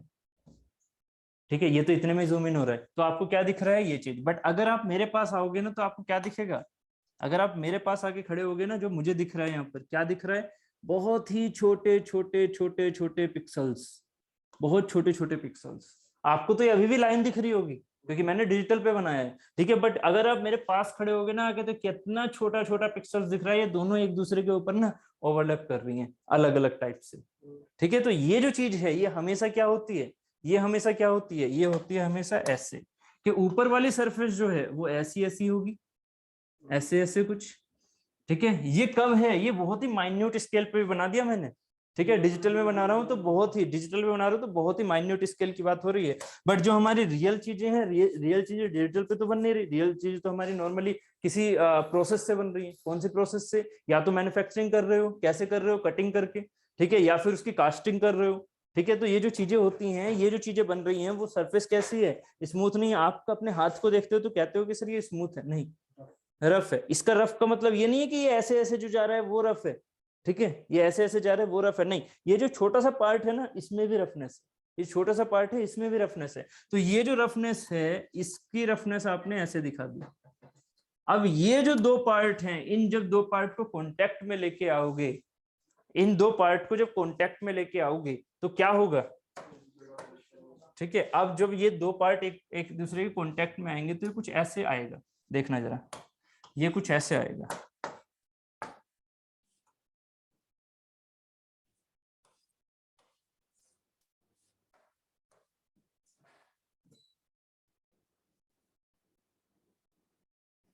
ऐसे, है ना, कि कुछ भी हो सकती है प्रोफाइल। तो अब जरा सोचिएगा, अगर मैं इस वाले पार्ट को, अगर मैं इस वाले ऊपर वाले पार्ट को ऐसे फोर्स लगा के ऐसे मोशन में लेके जाता हूं तो क्या होगा। ये फील ना यहां से किया करो ऐसे, ये चीज, ये ऊपर वाला है, देख रहे हो ये हाथ में, ये वाला जो है ऊपर वाला सरफेस है, नीचे वाला सरफेस है, इन दोनों को सरफेस को ऐसे मिला दो जरा, चाहे उंगलियों से मिला दो ऐसे करके। अब जरा इसको लेके जाओ आगे की तरफ लेके चलो, क्या होगा, क्योंकि ये इन दोनों के बीच में फंसा हुआ है, कॉन्टेक्ट है ना, तो ये वाला जो पार्ट है इधर वाला वो इस पर एक नॉर्मल रिएक्शन लगाएगा, किधर की ओर, फील करो, फील करो, ऊपर की ओर नहीं, किधर की ओर। अगर मान लीजिए ये चीज ऐसे आगे की तरफ जा रही है तो ये वाला पार्ट लगाएगा किसकी ओर, सॉरी ये ऊपर वाले को हमने लगाया ना, ऊपर वाले को ऐसे लगाया तो ये वाला पार्ट इस पर कैसे लगाएगा, ऐसे। फील करो जरा इसे, क्यों, perpendicular to that contact surface. तो ये कॉन्टेक्ट सरफेस जहां कॉन्टेक्ट करेगा उसके परपेंडिकुलर, ये नहीं कि नॉर्मल ऊपर लगेगी, नॉर्मल क्या है, ये उस कॉन्टेक्ट सरफेस के परपेंडिकुलर। ठीक है, तो यहाँ और कहाँ कॉन्टेक्ट दिख रहा है, और कहाँ, इस वाले पर कर लो। यहाँ जब ये इससे टच होगा तो क्या करेगा, ये इस पर टच होगा तो इसका कॉन्टेक्ट सरफेस का नॉर्मल ये हो गया। तो इस नॉर्मल के दो घटक होंगे, इस नॉर्मल के जो ये नॉर्मल फोर्सेस लग रही हैं उनके दो घटक होंगे, कौन कौन से, दो रिजोल्यूशन होंगे, कौन कौन से, एक होगा हमारा ये वाला, एक होगा ये वाला, ऐसे ही इसमें क्या होगा, एक ये वाला, एक ये वाला। ये जो होता है घटक ये कहलाता है उसका नॉर्मल रिएक्शन। ठीक है, ये कहलाता है उसका नॉर्मल रिएक्शन, जबकि ये वाला क्या कहलाता है, this is the friction force. ये वाला क्या होता है, this is the friction force and this is the normal reaction, this is the normal reaction, this is the friction force. समझ रहे हो कि ये जितने भी टोटल सम होंगे ना, टोटल सम जितने भी पॉइंट होंगे, इनफाइनाइट पॉइंट होंगे ना भाई, मैं तो यहाँ पर आपको ये दो चार उंगलियां दिखा रही हूँ, यहाँ रियल में क्या होंगे, अगर एक ही सरफेस लेके चल रहा हूँ तो इनफाइनाइट पॉइंट है इसके नीचे, जो इससे टच हो रहा है, जैसे ये इससे टच हो रहा है, इनफाइनाइट पॉइंट है, तो हर एक पॉइंट में कहीं ना कहीं कॉन्टेक्ट इस तरह का हो रहा होगा। तो वो सारे सम जो हॉरिजॉन्टल में है वो सारे के सारे क्या होते हैं, फ्रिक्शन फोर्स, और जो सारे सम मेरे वर्टिकल में आ रहे हैं वो सारे क्या होते हैं, नॉर्मल रिएक्शन। ठीक है, नॉर्मल फोर्स और नॉर्मल रिएक्शन। ठीक है, तो इसी चीज को हमने यहाँ लिखा हुआ भी है, इसको थोड़ा सा समझ लीजिएगा। ठीक है, इसी को जब ये कॉन्टेक्ट वाइज चीजें होती हैं तो उसको हम क्या बोलते हैं, ड्राई फ्रिक्शन, इसे हम क्या बोलते हैं, ड्राई फ्रिक्शन। ठीक है, जबकि वेट फ्रिक्शन क्या होता है, पानी में या फिर फ्लूइड में। वेट फ्रिक्शन बेसिकली क्या है, फ्लूइड। फ्लूइड में एक तो पानी माइंड में आ रहा है और दूसरा क्या आ रही है, एयर। फ्लूइड दो चीजें होती है ना, एक तो वाटर मतलब लिक्विड और एक गैस। तो लिक्विड में हमारे माइंड में तुरंत आता है वाटर और गैस में हमारे पास तुरंत माइंड में आती है एयर। ठीक है, तो अब जरा बताइए जो हमारे पास एयर है उसमें भी तो कहते हैं ना फ्रिक्शन लग रहा है, एयर में फ्रिक्शन लग रहा है, तो एयर का क्या कॉन्टेक्ट ऐसा होता है कभी जैसे मैंने अभी दिखाया, नहीं ना। एयर का कॉन्टेक्ट कभी ऐसा होगा जैसे मैंने अभी दिखाया, नहीं। ऐसा कभी एयर का कॉन्टेक्ट होगा नहीं, क्योंकि वो सॉलिड है ही नहीं। तो फिर वेट फ्रिक्शन कैसा होता है, वेट फ्रिक्शन होता है ये, क्या कि आपके पास जो ये मटेरियल है, आपके पास जो ये मटेरियल है उस पर जो ये पार्टिकल्स हैं, कौन से वाले, एयर के जो पार्टिकल्स हैं ऐसे, वो इसके मोशन को कैसे अपोज कर रहे हैं, वो इसके मोशन को कैसे अपोज कर रहे हैं।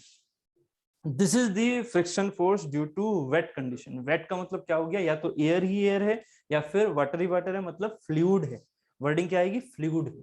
ठीक है, वो लिक्विड कोई सा भी हो सकता है, वो गैस कोई सी भी हो सकती है। ठीक है, तो वाटर जब हम क्या करते हैं, पानी में जाते हैं, तो पानी में जो हम जा रहे हैं, ठीक है, तो हमारे ऊपर क्या लग रहा है, फ्रिक्शन। वो कैसा फ्रिक्शन है, वेट फ्रिक्शन। उसे हम जनरली वर्ड में क्या बोलते हैं, रेजिस्टेंस। ठीक है, वाटर का रेजिस्टेंस, एयर का रेजिस्टेंस, तो उसे हम क्या बोलते हैं, वेट फ्रिक्शंस। ठीक है, जब हमारे मॉलिक्यूल ऐसे ना हो, जब हमारे मॉलिक्यूल्स ऐसे ना हो। अब जरा आप एक बात बताइए, लुब्रिकेशन, लुब्रिकेशन हम क्यों प्रोवाइड करते हैं, फ्रिक्शन कम हो जाए। कौन सा वाला फ्रिक्शन कम हो जाए, ड्राई। हम कौन सा वाला फ्रिक्शन कम करने की कोशिश करते हैं, ड्राई। वेट नहीं, वेट तो हम प्रोवाइड करते हैं। सोचो जरा, अगर इन दोनों के बीच में आप लुब्रिकेशन डालते हो, ऑयल डालते हो, तो ऑयल क्या है, फ्लूइड। फ्लूइड जब इससे कांटेक्ट में आएगा ऊपर वाले से, हम यही तो चाहते हैं कि इन दोनों के बीच में क्या हो, हम ये चाहते हैं कि इन दोनों के बीच में क्या हो, गैप हो, है ना। इन दोनों के बीच में गैप हो और इस गैप में क्या आ जाए, ऑयल आ जाए। इसके बीच में क्या पहुंचा दो, ऑयल। यही तो चाहते हैं हम, जब लुब्रिकेशन करते हैं तो इन दोनों के बीच में पहुंचा दिया ऑयल। तो क्या ऑयल इससे टच नहीं हुआ, बिल्कुल हुआ। तो इसका मतलब यहाँ क्या है, यहाँ है वेट फ्रिक्शन। लिक्विड जब इससे फिजिकल सॉलिड सरफेस से टच होता है, लिक्विड जब सॉलिड सरफेस से टच होगा तो वो क्या कहलाएगा, वेट फ्रिक्शन। अभी समझाया। ठीक है, तो यहाँ हम ऐसा नहीं है कि लुब्रिकेशन से हम फ्रिक्शन को खत्म कर रहे हैं ना, लुब्रिकेशन से हम फ्रिक्शन दिलवा रहे हैं, बट कौन सा वाला, वेट फ्रिक्शन। ठीक है, जो कि ड्राई फ्रिक्शन से कम होता है, जो कि ड्राई फ्रिक्शन से कम होता है। तो इसीलिए हम बोल देते हैं कि हम फ्रिक्शन कम करवा रहे हैं, क्योंकि ड्राई फ्रिक्शन की वैल्यू ज्यादा होती है, वेट फ्रिक्शन की वैल्यू कम होती है। इस वजह से बात थोड़ी सी और क्लियर हो गई। चलो ठीक है, अभी किस टाइम में बताया, मोबिल ऑयल है ना, जनरली बोल देते हैं, ठीक है, वो मोबिल बोल देते हैं, वो मोबिल ऑयल। ठीक है, हाँ। तो आप समझ में आ रहा होगा, जब फ्रिक्शन घटेगा तो कॉन्टैक्ट सरफेस हमारे कम होंगे। फ्रिक्शन घटेगा कैसे, वो वेट फ्रिक्शन में कन्वर्ट हो जाता है। ठीक है, चलो, फ्रिक्शन तो हमेशा रहेगा, फ्रिक्शन को कभी भी जीरो नहीं कर सकते आप। ठीक है, तो फ्रिक्शन हो गया, ड्राई फ्रिक्शन समझ में आ गया, ड्यू टू, हाँ ड्यू, क्या करेंगे, जैसे यहाँ रखा फ्रिक्शन जीरो है, तो यहाँ रखा अगर हम लाने तो अच्छा हाँ, वो तो ऑब्वियस है, वो तो जीरो है ही। ठीक है, यहाँ पर क्या है, due to irregularity of the contact forces. इरेगुलरिटी है तब हमारा ड्राई फ्रिक्शन है। इरेगुलरिटी समझ रहे हो, जो चीजें अभी दिखाई थी ऐसे ऐसे करके जिग-जैग मोशन। वेट फ्रिक्शन क्या है, due to continuous collision of the medium particles on body. Continuous collision of the medium particles on body, मतलब ये वाली चीज जो मैंने यहाँ दिखाया, कौन सा, ये सॉरी, ये वाला पार्ट है ना, कि यहाँ के जो सॉलिड पार्टिकल हैं वो जब एयर से कांटेक्ट में आएंगे तो उनके कोलिजन ही तो होंगे। तो वो ये वाला जो फ्रिक्शन है वो क्या कहलाता है, हमारा वेट फ्रिक्शन। ठीक है, वेट फ्रिक्शन। ठीक, नेक्स्ट। ठीक है, ये कुछ नोट है, पॉइंट बहुत इंपॉर्टेंट पॉइंट है, इनको जरा समझो। Due to roughness and irregularity, मतलब कौन सा वाला, ड्राई फ्रिक्शन में जैसे दिख रहा था, of contact surfaces, interlocks are developed which opposes relative motion between surfaces. अभी समझाया कि जैसे जैसे हमने यहाँ पर अगर इंटरलॉकिंग हो गई, ये इंटरलॉकिंग की तो है एक तरह की, दोनों की जो सर्फेसेस हैं वो कैसी हैं, ऐसी ऐसी, इसकी ऐसी ऐसी, क्या कर रही है वो, इंटरलॉकिंग कर रही है। इंटरलॉकिंग करने के बाद जब मैं इसको आगे की तरफ लेके जा रहा हूँ तो क्या हो रहा है, अपोज कर रही है, ये वाली चीज अपोज कर रही है, आगे की तरफ नहीं लेके जा रही। इसका मीनिंग समझ में आ रहा है, बिटवीन सर्फेसेस क्या हो रहा है, अपोज द रिलेटिव मोशन। ठीक है, next, due to these interlocks, ये जो इंटरलॉक हो गए, due to these interlocks various points of contact, the contact forces are distributed in various direction over the surfaces। ठीक है, मैंने आपसे ये बोला जो ये डायरेक्शन थी वो हमेशा सिर्फ और सिर्फ ऐसी ही होगी क्या, है ना, वो ऐसी भी हो सकती है, वो ऐसी भी हो सकती है, वो किसके ऊपर डिपेंड कर रही है, जैसे कॉन्टैक्ट हो रहा है उसके परपेंडिकुलर, जैसे उन दोनों के बीच में कॉन्टैक्ट हो रहा है इरेगुलरिटी के बीच में उसके परपेंडिकुलर, तो वो कुछ भी हो सकती है, बट उसका क्या है, उसका एक नेट सम आएगा हॉरिजॉन्टल में टोटल सब कॉन्टैक्ट का, और एक नेट सम आएगा वर्टिकल में। ठीक है, तो यहाँ पर all contact forces having two components vertical and horizontal, vertical components of all forces balance the weight of the body. ठीक है, मतलब ये हमारा नॉर्मल रिएक्शन कहलाएगा, जो वेट लग रहा है उसी को तो मेरा वर्टिकल रिएक्शन कंपनसेट कर रहा है, तो ये तो हो गया हमारा नॉर्मल रिएक्शन, इसे क्या बोल देंगे हम, इक्वल टू नॉर्मल रिएक्शन। ठीक है, जबकि ये वाली चीज क्या है, हॉरिजॉन्टल कंपोनेंट, ये है इस चैप्टर का part, horizontal component of all forces is the friction forces. ठीक है, horizontal forces of all the forces जो कि कांटेक्ट पर हुई थी वो उसको हम क्या बोलते हैं, फ्रिक्शन फोर्सेस। ठीक है, चलो तो ये जो चीज है फिलहाल मैं इस चीज को रिमूव कर रहा हूँ, क्योंकि ये वाली चीजें तो आपको मैंने पहले समझा दी थी, सॉरी कल बता दी थी, बट आज का जो था वो मुझे बताना था, वो तो अनसेव हो गया है ना, तो इसे मैं भी ठीक है, वो क्वेश्चन कल भेज रखे थे, बट आज उसमें ये फायदा रहता, हाँ ये भी भेज रखा था, वो एक्चुअली पहले लिख लिया था ना मैंने कल, इसलिए वो भेज गया था। अभी क्या है ना कि ये जो जिसके मैंने सॉल्यूशन कराने थे वो सॉल्यूशन गायब हो गए अब, है ना, समझ रहे हो ना, सॉल्यूशन जो थे अभी क्वेश्चन जो हमने किए हैं उनके सॉल्यूशन सब इस फाइल से गायब हो रखे हैं। ठीक है, वीडियो में आ रखे होंगे, वीडियो जैसे ही मिलेगी वैसे आप कर लीजिएगा। ठीक है, क्वालिटी बेकार है, चलो 160 एफपीएस भी नहीं है। ठीक है, चलो ये चीजें हो गई, ये वाला एक्चुअली आपके एग्जाम्पल का था। ठीक है, example of chapter 3, example of chapter 3। ठीक है, एक्चुअली ये फाइल इसके आगे ही आ गई ना। ठीक है, तो यहाँ तक बात समझ में आ गई फ्रिक्शन की, बेसिक फ्रिक्शन क्या होता है। ठीक है, अब चलो अब थोड़ा सा आगे चल लेते हैं। हाँ हाईलाइट मतलब अरे अभी तो बोला कहाँ यार, अभी तो कहाँ रहते हो भाई, कैसे कैसे नहीं ये जो आपने बताया था 5 मिनट में करवा 5 मिनट में 5 सेकेंड तो ये भी ठीक है, due to roughness and irregularity, ये क्या है, रफनेस एंड इरेगुलरिटी क्या होती है ये।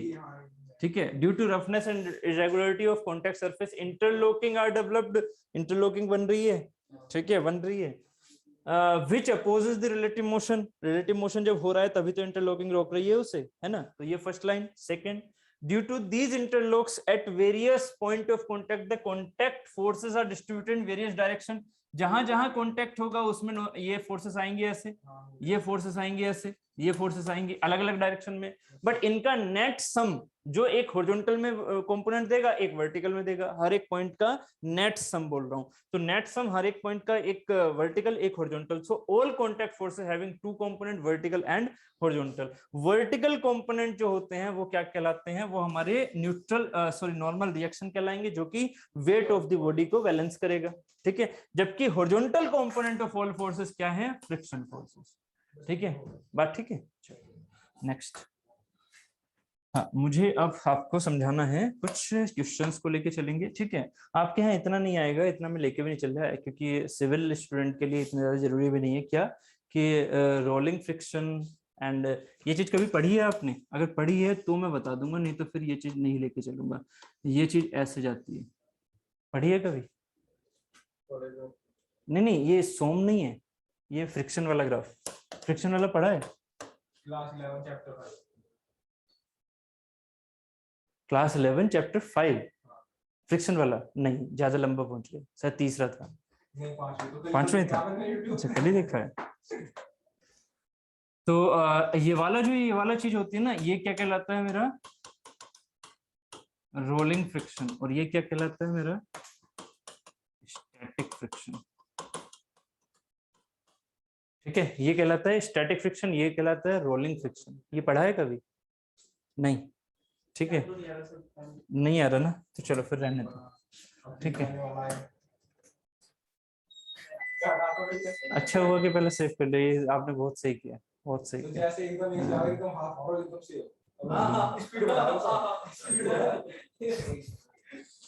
ये अच्छा हुआ आपने सेव करवा लिया, तो ये भी गया था फिर से।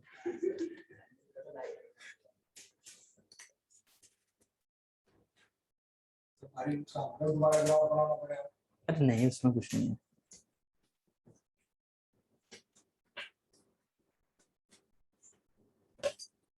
ब्राइटनेस बहुत तेज लगती है आपको। ब्राइटनेस में भी कैलकुलेशन तो आज की क्लास ना मुझे बिल्कुल गंदी सी लग रही है, 2 बार ना ऐसे ड्रामा हो गए। बाकी नहीं सर जाते हुए तो नहीं कर पाता या चौथी बार होता है सर, आज ज्यादा हुआ सर टाइम आने इसका सर ऐसे हो रहा है, कोई चीज खराब हो रहा है फिर वही चीज हो जाए, उसकी खराब होने की टेंडेंसी है। यूपीएस खराब ही हो गया फिर पे। इतना तक कवर बिल्कुल है। क्या वो करना है, गिफ्ट देना है क्या सर को?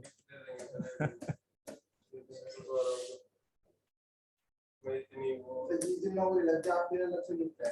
अरे वाह, मजा आ गया, आप ऐसे टीचर मिले ओ भैया ऐसा ना करो, ठीक है? दे यार,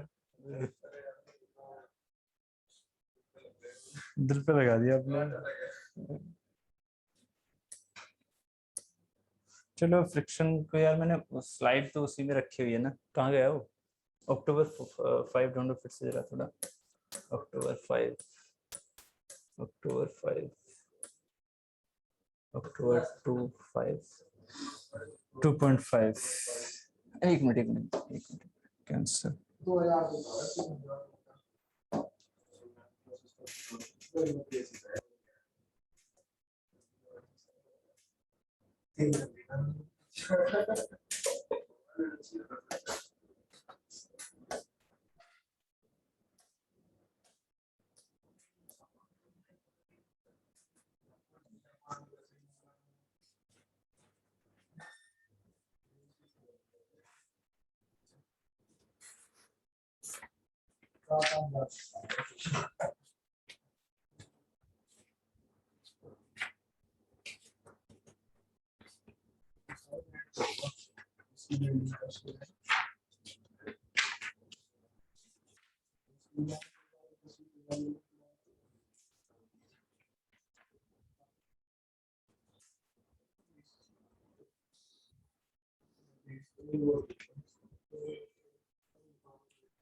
आया।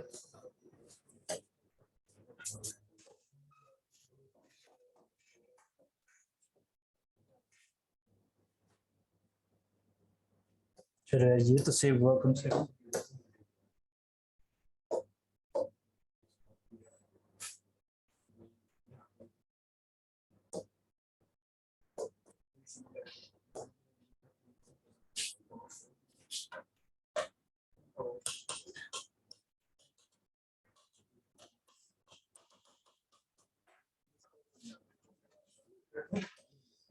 चलो भाई, तो अब देखो जरा, जो मैं अभी समझा रहा था आपको थोड़ा, स्टैटिक फ्रिक्शन एक होता है, स्टैटिक फ्रिक्शन एक होता है, लिमिटिंग फ्रिक्शन और एक होता है काइनेटिक फ्रिक्शन। अभी उस ग्राफ को मैं थोड़ा आपको बता ही देता हूँ सर, बट ग्राफ हमें ऐसा नहीं पढ़ना है, ग्राफ को लेके चलना है ना, मुझे जो चीज समझानी है मैं वो चीज लेके चल रहा हूँ। क्या? जो मेरे पास स्टैटिक फ्रिक्शन है, जरा ध्यान देना अब क्या होता है। ये एक सरफेस है, अब ये सरफेस आपको कैसे दिखनी चाहिए अपने माइंड में? स्मूथ। ये स्मूथ सरफेस माइंड में दिखनी चाहिए ना, रफ। हमेशा ऐसी, हमेशा रफ, भले से ये स्मूथ क्यों ना दे रखी हो, ये है क्या? रफ। ठीक है ना? अगर फ्रिक्शन वाला चैप्टर है तो उसमें स्मूथ का क्या फायदा? सुनो सुनो सुनो, क्वेश्चन में अगर अभी तक के चैप्टर से आया तो क्या आएगा? स्मूथ, तब म्यू क्या हो गया? 0। हाँ, अगर स्मूथ वर्ड लिखा हुआ है तो क्या है? 0, मतलब फ्रिक्शन का कोई काम ही नहीं है। वो क्या है? वो आइडियल। वो क्या है? आइडियल। ठीक है, रियल में म्यू कुछ ना कुछ होता है। ठीक है, हाँ, जैसे स्टैटिक नहीं, रिजिड बॉडी, जैसे रिजिड बॉडी आइडियल है, ऐसी हमारी स्मूथ सरफेस आइडियल होती है। बट अगर क्वेश्चन में स्मूथ लिखा हुआ है तो म्यू 0 हो गया, तो हमें फ्रिक्शन की बात ही नहीं करनी। बट अगर स्मूथ नहीं लिखा हुआ है, यहाँ पर ऐसे दिखा रखा है म्यू इसका मान लीजिए 0.1 कुछ दे रखा है, इसका मतलब ये क्या है? रफ सरफेस है। तो आपको अगर ऐसे ये बॉडी में ऐसे दिखा रहा हूँ ना, रफ सरफेस ऐसे थोड़ी दिखाता जाऊंगा भाई, ऐसे थोड़ी दिखाऊंगा इस पर कि ये ऐसे ऐसे ऐसे है पहाड़ों की तरह, ऐसे थोड़ी दिखाऊंगा। दिखाऊंगा तो अभी भी ऐसे ही। ठीक है, बस उसे मैं क्या लिखूंगा? या तो स्मूथ लिखूंगा या उसे रफ लिखूंगा। ठीक है। तो रफ, जब मैं रफ नहीं बता रहा हूं आपको, मतलब जब मैं सिर्फ और सिर्फ स्मूथ बोल रहा हूं, तब आप म्यू 0 लोगे। अगर स्मूथ नहीं बोल रहा तो बॉडी कैसी है मेरी, रफ है। इसके ऊपर मैंने क्या लगा रखा है, ये क्या है, ये होगी सरफेस, तो इसको नीचे से ऐसे दिखा दिया फिक्स। ठीक है, इसके ऊपर ये बॉडी है, इस बॉडी को आपने क्या किया, इसके ऊपर रख दिया। तो ऑब्वियसली जो ये कॉन्टेक्ट पॉइंट है वहां पर क्या काम कर रहा होगा, ड्राई फ्रिक्शन। याद है, इरेगुलरिटीज काम कर रही होंगी। जब मैं इस पर फोर्स लगाऊंगा, जब मैं इस पर यहाँ पर F फोर्स लगाऊंगा, तो क्या होगा, क्या होगा, ये जो इरेगुलरिटी है यहाँ पर, वो हॉरिजॉन्टल कंपोनेंट देंगी, हॉरिजॉन्टल कंपोनेंट देंगी। किधर दिखाएंगे वो हॉरिजॉन्टल कंपोनेंट, यहाँ पर ऐसे आएगा या नहीं आएगा, आएगा। इसी को क्या बोलते हैं, FF। इसी को क्या बोलते हैं, FF, या फिर कैपिटल F फिर स्मॉल f ऐसे दे दो, F, फ्रिक्शन फोर्स। ठीक है, अब जरा फील करो, ये तो हो गया सिंपल, ये दिखाना, कॉन्टैक्ट सरफेस दिखा दी मैंने पहले ही कि कैसी कैसी होती हैं, और यहाँ पर वो FF देंगी, हॉरिजॉन्टल कंपोनेंट। ठीक है, अभी जरा ध्यान से समझना होगा क्या। अगर एक बॉडी है जैसे कि ये रखी हुई है, आपने कहा इसके ऊपर, इसके ऊपर कितना ये वेट है, मान लीजिए वेट हमारे पास कितना है इसका, 10 न्यूटन है एग्जांपल के तौर पर, 10 न्यूटन ये ऐसे रखा हुआ है। आपने इसे इसके ऊपर चलाना है ऐसे करके, तो क्या आप 0 न्यूटन पर इसे चला पाओगे, 0 न्यूटन मतलब कुछ नहीं लगा। अगर मैंने मान लेते हैं एग्जाम्पल के तौर पर 1 न्यूटन लगाया मैंने, 1 न्यूटन, ये नहीं चली, एग्जाम्पल के तौर पर 1 न्यूटन लगाया, ये नहीं चली, नहीं चली, इसका मतलब क्या है, फ्रिक्शन फोर्स, फ्रिक्शन फोर्स ज्यादा है। इसका मतलब फ्रिक्शन फोर्स ज्यादा है। कितना फ्रिक्शन फोर्स, जितना ये सरफेस और ये कॉन्टैक्ट सरफेस दे पाएगी। ठीक है, तो अगर मैं फ्रिक्शन फोर्स की बात करूं फॉर द इक्विलिब्रियम, तो फ्रिक्शन फोर्स डेवलप कितना हुआ, वर्डिंग पर ध्यान दो मेरी। एक है फ्रिक्शन फोर्स, किसकी वजह से आया, कॉन्टैक्ट की वजह से। आपने दिया 1 न्यूटन फोर्स, समझना जरा इसको, आपने दिया 1 न्यूटन फोर्स, ये बॉडी हिली तक नहीं, इसका मतलब यहाँ फ्रिक्शन फोर्स कितना आएगा। अगर आपने अप्लाई किया है F 1 न्यूटन, और मैंने आपसे बोला 1 न्यूटन पर हिलेगी भी नहीं, तो यहाँ फ्रिक्शन फोर्स की वैल्यू कितनी होगी, कितनी, 0। यही तो सोचना है, 1। Very good. क्यों, क्योंकि बॉडी क्या है, इक्विलिब्रियम में, बॉडी क्या है, स्टैटिक, रुकी हुई, इक्विलिब्रियम में। आपने 1 न्यूटन फोर्स लगाया, 1 से ज्यादा होगा तो फ्रिक्शन फोर्स से चलने लग जाएगी। नहीं, वो फ्रिक्शन जो फोर्स है उसकी हाँ, वैल्यू 1 से ज्यादा होगी, तो यही तो आप फील करो इस चीज को। अगर यहाँ पर फ्रिक्शन फोर्स की वैल्यू 1 से ज्यादा हो गई, फील करो जरा इसको मैं क्या बोलने वाला हूं। यहाँ पर 1 न्यूटन आपने पहले अप्लाई किया, अप्लाई, ठीक है, यहाँ पर जो इसकी कैपेसिटी है ना, अभी कैपेसिटी पर मैं पहुंचा नहीं हूं, that is the limiting friction. अभी उसके बारे में समझाऊंगा, पहले आपको मैं नॉर्मल चीजों को लेके चल रहा हूँ। जब मैंने 0 से शुरू किया फोर्स लगाना, 1 न्यूटन लगाया, 1 न्यूटन पर नहीं हिली, इसका मतलब फ्रिक्शन फोर्स कितना आएगा, 1 न्यूटन। क्यों, क्योंकि वो 1 न्यूटन को ही तो रोकने की कोशिश करेगा ना, बस अभी सोचो जरा, 1 न्यूटन को ही तो रोकने की कोशिश करेगा बस अभी। कौन सा वाला पार्ट, कौन सा वाला पार्ट, ये वाला पार्ट, ये वाला पार्ट, सिर्फ 1 न्यूटन को तो रोकने की कोशिश करेगा। 1 न्यूटन इन सारे हॉरिजॉन्टल कंपोनेंट ने लगा दिया, काम खत्म। ठीक है, अगर मैंने यहाँ पर 2 न्यूटन लगा दिया, तो अगर मैंने 2 न्यूटन लगा दिया तो हॉरिजॉन्टल कंपोनेंट कितने आने चाहिए, 2 न्यूटन आ गया। फ्रिक्शन फोर्स क्या हो रहा है, चेंज, किसके ऊपर चेंज हो रहा है, किसके ऊपर चेंज हो रहा है, अप्लाइड फोर्स के। जैसे जैसे आप अप्लाई फोर्स बढ़ा रहे हो, फ्रिक्शन फोर्स चेंज हो रहा है। बट ये कब की कंडीशन है, सिर्फ और सिर्फ जब वो चीज आप हिला भी नहीं पा रहे हो। मान लीजिए आपके सामने ना बहुत बड़ा सा आयरन का पीस रखा हुआ है, ठीक है, बहुत बड़ा सा है ना, आप उसे 1 न्यूटन से हिला रहे हो, क्या 1 न्यूटन से हिल रहा है, नहीं, क्यों, क्योंकि फ्रिक्शन फोर्स आप उसका ओवरकम कर ही नहीं पा रहे हो।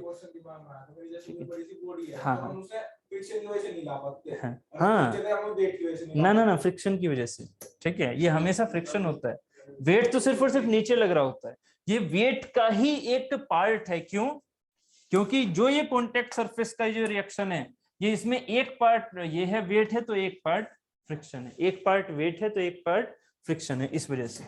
ठीक है, तो अभी हम कहां पर बात कर रहे थे, यहाँ। ठीक है, ये जो चीज है, अगर 1 न्यूटन है तो फ्रिक्शन फोर्स क्या हो गया, 1। क्यों, फॉर इक्विलिब्रियम, क्योंकि अगर ये स्टैटिक है तो समेशन एफएक्स क्या हो जाएगा, 0, और समेशन एफएक्स 0 तो एफ बराबर क्या हो गया, एफ के, इसका मतलब 1 Newton. When F is 2 Newton, तो आपने क्या कर दिया, फिर से एफ 2 न्यूटन। फिर जब एफ की वैल्यू आपने और बढ़ा दी 3 न्यूटन, तो एफ क्या आ गया, फिर से 3 न्यूटन। मैंने कहा कि ये बॉडी आपकी जब 10 न्यूटन आप लगा देते हो तो ये चलने लगने की कंडीशन में आ जाती है। समझ रहे हो? ये जो है इस पर मैं जब 10 न्यूटन लगा देता हूं इधर से तो ये चलने की कंडीशन में आ जाती है। कंडीशन जैसे कल समझाया था, एक वर्ज लिमिट, एक जैसे कि कल बताया था ना कि थोड़ा सा बस उठना, थोड़ा सा उठना, ऐसे यहाँ पर क्या है, चलने की कंडीशन आ जाना। चल गई ये नहीं कह रहा, चलने की कंडीशन आ जाना, ठीक है, कि बस वो अलाउ, मतलब ये बिल्कुल ऑलमोस्ट मूव करने की कंडीशन में आ गई, ठीक है। तो वो क्या है, वो है मेरा एग्जैक्टली 10 न्यूटन, ठीक है। तो मान लेते हैं उसे, माना है एग्जांपल के तौर पर कि एग्जैक्टली 10 न्यूटन पर ये चलने की कंडीशन में आ गई, तो अभी भी क्या है, इक्विलिब्रियम में है ना, अभी भी इक्विलिब्रियम। अगर जैसे आपने 10.1 लगा दिया तो क्या होगा, मूव करना शुरू कर देगी, 10.1 पर मूव करना शुरू कर देगी। 10.1 को कंटिन्यूस लगाए रहो, ये खिसकती जाएगी, मूव करती जाएगी 10.1। बट 10 पर क्या है, ये बस चलने की कंडीशन पे आएगी 10 पर। बट अगर 9.9 लोगे तो अभी कंडीशन नहीं आई, आपको 10 लगाना पड़ेगा, तब ये आपकी 10 के बाद जब क्रॉस करेगी तभी चलेगी, ठीक है। तो यही हमारा फ्रिक्शन फोर्स का बेसिक कॉन्सेप्ट होता है, क्या कि जब तक इस कंडीशन, इस बॉडी को आपने घुमाने की, मतलब मूव करने की कंडीशन में नहीं लेके आओगे, तब तक क्या कहलाता है, वो स्टैटिक फ्रिक्शन। क्या कहलाता है, स्टैटिक फ्रिक्शन। तो स्टैटिक फ्रिक्शन क्या होता है, ऑलवेज चेंज। क्या होता है, ये वेरिएबल। क्यों? और इसकी वेरिएबल की वैल्यू क्या होगी, इस वेरिएबल की वैल्यू क्या होगी, अप्लाइड फोर्स, जितना आपने लगाया। बट ये क्या होगा, अप्लाइड फोर्स एक लिमिट से कम कम, है ना। वैल्यू ऑफ फ्रिक्शन से क्यों, जो फ्रिक्शन की अपनी वैल्यू है अप्लाइड फोर्स से तो कम ही होगा, अप्लाइड फोर्स के बराबर है, अप्लाइड फोर्स से कम। फिर से गड़बड़ कर दी यार, मैं जो बोल रहा हूँ उस पर ध्यान दो ना। आप अपने माइंड को बहुत ज्यादा आगे लेके जा रहे हो। अभी लिमिटिंग फ्रिक्शन के बारे में बस सिर्फ बताया 10 न्यूटन, आप ना अपने माइंड को आगे लेके जा रहे हो। क्यों लेके जा रहे हो मैं समझ में नहीं आ रहा। मैं आपसे क्या कह रहा हूँ कि जो मेरे पास फ्रिक्शन फोर्स लग रहा है वो किसके बराबर होगा, जब ये स्टैटिक कंडीशन में होगी। जितना एफ अप्लाई लगाओगे उतना एफ आएगा, बस, है ना। बस इतना याद रखना है, ठीक है। उसके आगे अगर याद रखोगे तो क्या कर रहे हो, फ्रिक्शन फोर्स से कम वैल्यू होगी, तो आप लिमिटिंग पे पहुंच गए ना, ठीक है। लिमिटिंग में क्यों पहुंच रहे हो, मैंने स्टैटिक की बात की ना। अभी स्टैटिक में क्या होगा कि जब ये बॉडी रखी है, इस बॉडी पर आपका मन किया, आपने कितना लगा दिया, 3 न्यूटन, तो फ्रिक्शन फोर्स कितना, बस 10 न्यूटन। क्यों सोच रहे हो, 10 न्यूटन लगा दिया क्या आपने, जो 10 न्यूटन सोच रहे हो, नहीं ना। कितना, 3 न्यूटन लगाया, 3 न्यूटन ही आया। बात समझ में आ रही है। फ्रिक्शन फोर्स सिर्फ और सिर्फ फ्रिक्शन, ये इंटरलॉकिंग हो गई। अब इन इंटरलॉकिंग के बाद फ्रिक्शन फोर्स डेवलप कैसे होगा, वो तो आपके अप्लाइड फोर्स पर डिपेंड कर रहा है ना। वो इनके इंटरलॉकिंग पर ही डिपेंड थोड़ी कर रहा है कि इंटरलॉकिंग हो गई तो फ्रिक्शन आ गया। भाई फ्रिक्शन आएगा, वो कब आएगा, जब ये इस पर फोर्स आप आगे लगाओगे तभी तो ये फ्रिक्शन फोर्स आएगी ना, इसके बीच में, ठीक है। तो ये जो फ्रिक्शन फोर्स है, ये जो अप्लाइड फोर्स आपने लगाई उसकी वजह से आ रहा है, ठीक है। तो आपने 3 न्यूटन लगाया तो 3 न्यूटन आ गया। बट ये कब आया 3 न्यूटन, जब आपने इसको स्टैटिक ही माना। अभी ये भाग नहीं रहा, है ना। तो एक कंडीशन कब हो गई, जब आपने इस पर 10 न्यूटन लगा लिया। मान लेते हैं एग्जांपल के तौर पर, जैसे ही आपने 10 न्यूटन लगाया, ये क्या करने लग गई है, अबाउट टू मूव, है ना। 10 न्यूटन पे अबाउट टू मूव है, तो ये क्या है, ये है मेरा लिमिटिंग फ्रिक्शन। इसे क्या बोलूंगा मैं, लिमिटिंग फ्रिक्शन। अब इसके बाद क्या होगा, जब आपने जैसे अप्लाइड फोर्स, यहां पर अप्लाइड फोर्स क्या हो गई, 10 न्यूटन के बराबर। यहां पर अप्लाइड फोर्स क्या हो गई, 10 न्यूटन के बराबर। अब जरा थोड़ा ध्यान देना, जब बॉडी रोलिंग में होती है, मतलब जब बॉडी इसमें मोशन में होती है, जब बॉडी मोशन में आ गई, अब बॉडी मोशन में आ गई, कब आ गई, जब आपने फोर्स लगाया। तो अब बताइएगा, 10 पॉइंट आपने लगा दिया, 10 पॉइंट या ये 11 लगा दो सीधा, है ना, 11 लगा दिया, 11 न्यूटन लगा दिया। तो जब आप 11 न्यूटन लगाते हो तो ये बॉडी 11 न्यूटन से भाग रही है, ये जरा फील करो, 11 न्यूटन से भाग रही है, कितने से भाग रही है फिर, 1 न्यूटन। बहुत बढ़िया। क्यों, क्योंकि 10 न्यूटन हमेशा अपोज में लगा हुआ है, हमेशा अपोज में। तो अब जरा सोचिएगा, जब हम रोटेशन, मतलब जब हम मोशन करा रहे हैं, तो अब चाहे 11 से लेके आओ किस पर, 15 पर, अब भी यहां पर फ्रिक्शन फोर्स कितना फ्रिक्शन फोर्स 5 या 10, 5 क्या, फिर 5 वो जिससे भाग रही है, 5 वो जिससे भाग रही है। आई तो समझ रहे हो नहीं, 5 वो जिससे भाग रही है। अगर मैंने कर दिया यहाँ पर 25 न्यूटन, बढ़ा दिया 25, तो किससे, 15 से भाग रही है, 10 हमेशा अपोज में रहेगा, 10 हमेशा अपोज में रहेगा। तो ये जो फ्रिक्शन फोर्स हम कहते हैं ना कि सर जी फ्रिक्शन फोर्स इतना लग रहा है, इतना लग रहा है, वो सिर्फ मोशन में होता है कांस्टेंट, मोशन में होता है वो कांस्टेंट, जब हम मोशन कर रहे हैं ना तब फ्रिक्शन फोर्स की वैल्यू कांस्टेंट, बट जब हम स्टैटिक में हैं तो जितना अप्लाई किया उतना ही वो फ्रिक्शन फोर्स आएगा। ठीक है, ऐसा नहीं है कि आपने अप्लाई 1 न्यूटन किया और कहोगे कि 10 न्यूटन आना था सर, इसमें तो 10 न्यूटन आना था, अभी तो 10 न्यूटन मोशन में दे रहा था फ्रिक्शन फोर्स, तो ये जब हमने 1 न्यूटन अप्लाई किया तो ये 1 न्यूटन पर 10 न्यूटन क्यों नहीं दे रहा? अरे अगर ये 10 न्यूटन देने लग गया तो क्या पहले से वो इंसान है क्या कि वो पहले से ही फोर्स लगा देगा बिना आपके फोर्स अप्लाई किए? सोचो जरा, बिना आपने फोर्स अप्लाई किए नहीं इस पर, इरेगुलरिटी पर, और ये 10 न्यूटन से पीछे की ओर भगाना शुरू कर देगा इसे? नहीं ना। तो आपने अगर 1 न्यूटन इस पर लगाया तो 1 न्यूटन के अपोज में तो काम करेगा, बस फ्रिक्शन फोर्स 1 न्यूटन है, ये भाग नहीं रहा अभी, है ना। जब आपने 15 न्यूटन लगाया तो उसमें 10 न्यूटन तो है ना जिसको ये अपोज करने की चाह रहा था, तो 10 न्यूटन का फ्रिक्शन फोर्स है, बट 5 से क्या कर रहा है, भाग रहा है। ठीक है, तो ये होता है फ्रिक्शन का स्टैटिक एंड लिमिटिंग फ्रिक्शन क्या हो गया, जो है 10 न्यूटन समझाया आपको, this is the limiting friction, है ना। अब ये काइनेटिक फ्रिक्शन क्या होगा, काइनेटिक फ्रिक्शन क्या रहेगा, कांस्टेंट। क्यों कांस्टेंट, समझ में आ रहा होगा। काइनेटिक फ्रिक्शन क्या हो गया, कांस्टेंट की वैल्यू कितनी होगी, कांस्टेंट की वैल्यू 10 न्यूटन टाइप से, 10 न्यूटन टाइप से, समझ रहे हो ना, 10 न्यूटन कांस्टेंट, क्योंकि यहाँ पर जो अप्लाइड फोर्स होगा वो क्या होगा, applied force is always greater than friction force. अगर अप्लाइड फोर्स फ्रिक्शन फोर्स से ज्यादा नहीं आएगा तो क्या होगा, वो चलेगी नहीं। और फ्रिक्शन फोर्स हमारा कौन सा होगा यहाँ, लिमिटिंग फ्रिक्शन, है ना, लिमिटिंग फ्रिक्शन, है ना, कि 10 न्यूटन है, 10 न्यूटन तक पहुंच जाए पहले तब जाके ये बड़ा होगा, 10 न्यूटन तक पहले पहुंच तो जाए तभी तो ये मोशन में आएगा। तो 10 न्यूटन की जो वैल्यू है उससे बड़ा अगर अप्लाई फोर्स लगाओगे तब ये कंडीशन सेटिस्फाई होगी, अगर 10 न्यूटन से कम लगाओगे तो फिर तो वो स्टैटिक में पहुंच गया फिर से। ठीक है, इसी ग्राफ को हम यहाँ ऐसे दिखा देते हैं, इसी चीज को हम ग्राफ पर दिखा देते हैं, क्या ये चीज हो जाती है फ्रिक्शन फोर्स, ठीक है, फ्रिक्शन फोर्स, और ये हो जाता है हमारे पास एक डायरेक्शन या लेंथ या मोशन। ठीक है, तो यहाँ पर क्या होगा, ये मोशन क्या है, डायरेक्शन ही समझ लो बस, ठीक है, टाइम के साथ बेसिकली, ठीक है, आगे की तरफ चल रहे हैं, मोशन कर रहे हैं, तो टाइम के साथ स्टैटिक या जो हमने अप्लाइड फोर्स लगाया, चाहे तो इसे अप्लाइड फोर्स में सेंस में ले सकते हो। ठीक है, यहाँ पर ये पहले क्या होगा, जैसे जैसे फ्रिक्शन फोर्स बढ़ाओगे, सॉरी जैसे जैसे अप्लाइड फोर्स बढ़ाओगे फ्रिक्शन फोर्स बढ़ेगा, अप्लाइड फोर्स बढ़ाओगे फ्रिक्शन फोर्स बढ़ेगा। इधर अप्लाइड फोर्स ले लो, चलो अप्लाइड फोर्स बढ़ाओगे फ्रिक्शन फोर्स बढ़ रहा है, बढ़ रहा है, बढ़ रहा है, ठीक है, धीरे धीरे बढ़ेगा। ठीक है, जैसे जैसे फ्रिक्शन फोर्स अप्लाइड फोर्स बढ़ाओगे फ्रिक्शन फोर्स बढ़ेगा। ठीक है, 10 न्यूटन पे पहुंचे, क्या हुआ, 10 न्यूटन में पहुंचे, क्या हुआ, अप्लाइड मोशन डेवलप स्टार्ट हो गया। जैसे ही मोशन स्टार्ट हुआ, अब क्या होता है, एक्चुअली ये लिमिटिंग से थोड़ा सा छोटा होता है, बट इतनी कहानी मैंने आपसे बोली नहीं क्योंकि इतना पूछेंगे भी नहीं आपसे। क्या होता है, थोड़ी सी वैल्यू कम होती है, ठीक है। रोलिंग फ्रिक्शन यानी कि मोशन फ्रिक्शन हमेशा ऑलवेज लेस देन होता है स्टैटिक फ्रिक्शन से। रोलिंग फ्रिक्शन हमेशा ऑलवेज लेस देन होता है लिमिटिंग फ्रिक्शन से। स्टैटिक फ्रिक्शन तो कुछ भी हो सकता है, लिमिटिंग फ्रिक्शन मतलब जो स्टैटिक केस में मैक्सिमम वर्ड्स लिमिट है उससे कम होता है, क्योंकि ये क्या होते हैं, अब मोशन में आ चुके होते हैं ना। जब ये मोशन में आते हैं, पता है कैसे होता है, जब ये मोशन में होंगे तो कैसे होंगे, कॉन्टेक्ट पॉइंट क्या होंगे, अंदर नहीं घुसे होंगे, अब क्या होंगे, ऊपर ऊपर जा रहे होंगे।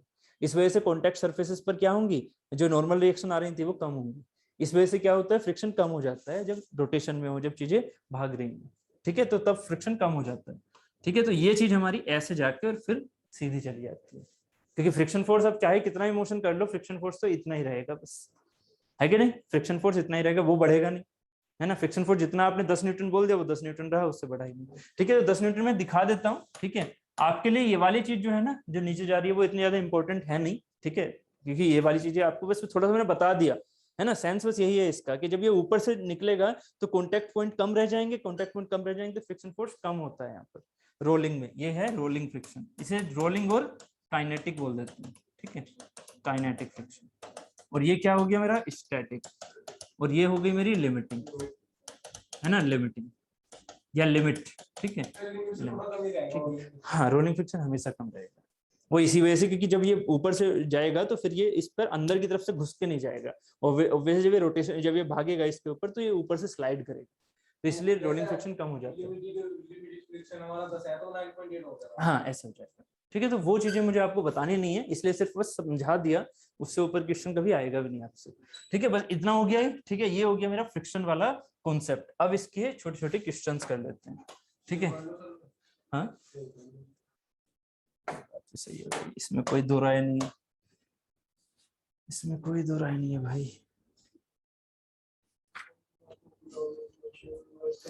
ठीक है, तो फॉर दिस सिविल सिर्फ और सिर्फ यही पार्ट मैं आपको डायनामिक का लेके चलूंगा, नहीं तो कुछ नहीं है, फिर बाकी डायनामिक आपके लिए नहीं है। ठीक है, इसमें मैं थोड़ा डायनेमिक के भी क्वेश्चन एक दो कराऊंगा। ठीक है, ठीक। तो अगर मैं आपसे एक छोटा सा क्वेश्चन ये लेके चलता हूँ क्या, कि इस पर मैंने 5 न्यूटन का फोर्स लगाया। अब देखो, हाँ उसकी जो ये भी तो हमें करना होगा ना आगे, कि इसका कैलकुलेशन कैसे करते हैं। कैलकुलेशन ये होता है, friction force is proportional to normal reaction. और ये नॉर्मल रिएक्शन क्या है मेरी, नॉर्मल रिएक्शन जनरली किसके बराबर होती है, वेट के। सो इसी वजह से जो एफ होता है वो प्रोपोर्शनल हो जाता है किसके, वेट। मतलब बॉडी पर जितना फोर्स वेट लग रहा है वो एफ भी हमारा उसी के हिसाब से बढ़ेगा। जितना बॉडी का वेट है एफ भी उसी हिसाब से बढ़ेगा। और यही प्रॉपर्टी को, प्रोपोर्शनलिटी को हटाते हुए हम क्या एक कांस्टेंट लेके चलते हैं, म्यू। ये म्यू किस पर डिपेंड करता है, कॉन्टैक्ट पर, कॉन्टैक्ट पर, इर्रेगुलरिटी पर। जितनी ज्यादा इर्रेगुलरिटी म्यू उतना ज्यादा, ठीक है, इर्रेगुलरिटी पर। ठीक है, तो अगर म्यू ज्यादा इसका मतलब रफ ज्यादा है वो, और रफ ज्यादा है तो फ्रिक्शन फोर्स ज्यादा आएगा। ठीक है, तो ये होता है formula for the friction force. Mu आपको कोफिशिएंट ऑफ फ्रिक्शन कहलाता है। म्यू क्या कहलाता है, कोफिशिएंट ऑफ फ्रिक्शन। इसकी वैल्यू आपको क्वेश्चन में गिवन होती है, कोफिशिएंट ऑफ फ्रिक्शन। और अगर गिवन इस सेंस में नहीं है, कुछ और सेंस में है, तो इस चीज को भी याद रखना, क्या जो मैं यहाँ बना रहा हूँ, क्या ये जो बॉडी है, ठीक है, ये आपके पास सरफेस हो गई, इस सरफेस पर ये बॉडी है। नॉर्मल रिएक्शन मतलब एक हो गया डब्ल्यू, आपको मैंने समझाया था, एक होती है नॉर्मल रिएक्शन और एक क्या होती है एफ। कहां से आती है, ये कहां से आती है, जब ये कॉन्टैक्ट पॉइंट आपके टच हो रहे होते हैं। तो इनका मतलब यहाँ कहीं ना कहीं नॉर्मल जो कॉन्टैक्ट वाली रिएक्शन लगी थी वो कहीं अलग एंगल पर लगी थी। तो अब ये बताइए ये डब्ल्यू किस चीज का है, मतलब ये जो डब्ल्यू है ऑब्वियसली डब्ल्यू को वैल्यू में डब्ल्यू होगा, जबकि होगी ये एन, ऑब्वियसली नॉर्मल रिएक्शन होगी ना, वैल्यू में डब्ल्यू के बराबर होगी। तो यहाँ जो ऐसे आप ले रहे थे, अब मैं उल्टा बोल रहा हूँ। पहले आपको मैंने क्या समझाया, पहले आपको समझाया ये चीज क्या, कि मैं लेके गया यहां से क्या, कि ये कॉन्टैक्ट रिजल्टेंट है, कॉन्टैक्ट, उसको हमने दो घटकों में तोड़ा। जबकि उस फिगर में क्या करने वाला हूं, पहले ही दो घटक दिखा रखे हैं, कौन सा, एक तो नॉर्मल वाला और एक फ्रिक्शन वाला, उनका रिजल्टेंट बनाओ, क्योंकि वो एक्चुअल में पहले रिजल्टेंट था, उससे आपने घटक तोड़े। या नहीं, आपने बेसिक यहां से शुरू किया था ना, कि जो कॉन्टैक्ट है उन कॉन्टैक्ट की क्या होती है, हमेशा एक रिजल्टेंट निकल के आती है ना। तो ये जो रिजल्टेंट निकल के आई थी ब्लू और ग्रीन वाली, उन्हीं के तो आपने रिजोल्यूशन तोड़े थे ना। तो उस फिगर में मैं क्या कर रहा हूँ, फील करो, इस फिगर में मैं क्या कर रहा हूँ, इस फिगर में पहले से ही घटक तोड़ के रखा हूं, तो इसका एक रिजल्टेंट काम करेगा। इसका एक्चुअल में एक रिजल्टेंट ही काम कर रहा था जिसके घटक आए हैं। ठीक है, एक रिजल्टेंट ही तो काम कर रहा था जिसके घटक आए हैं। तो यहाँ पर इसका जो रिजल्टेंट था रियल में वो ये था, जिसके हमने दो घटक कर दिए। उसमें हॉरिजॉन्टल घटक था एफ और वर्टिकल था नॉर्मल रिएक्शन, जो कि मैग्नीट्यूड में डब्ल्यू के बराबर है। तो अब यहाँ पर जो ये एंगल होगा, ये जो एंगल होता है यहाँ, इसे बोलते हैं हम लैम्डा। याद रखना, ये जो एंगल होता है, ये वाला नहीं, ये वाला, इसको बोलते हैं लैम्डा। और लैम्डा का मीनिंग होता है फ्रिक्शन एंगल। अब फ्रिक्शन एंगल अगर आपसे क्वेश्चन आ जाता है तो एंगल बिटवीन, गलती मत करना, angle between normal reaction and किसके बीच में, एंड रिजल्टेंट के बीच में। Friction angle between normal reaction and resultant. जबकि स्टूडेंट गड़बड़ कर देते हैं, जब क्वेश्चन आता है ना फ्रिक्शन एंगल किसके बीच में होता है, तो वो कहते हैं फ्रिक्शन फोर्स एंड रिजल्टेंट के बीच में ना। जो फ्रिक्शन एंगल होता है वो नॉर्मल रिएक्शन एंड इसके बीच में होता है, ना कि फ्रिक्शन फोर्स एंड इसके बीच में। इसके बीच में क्या हो गया, 90 माइनस लैम्डा। ठीक है, तो आपसे लैम्डा पूछा जा रहा है, लैम्डा क्या है, friction angle.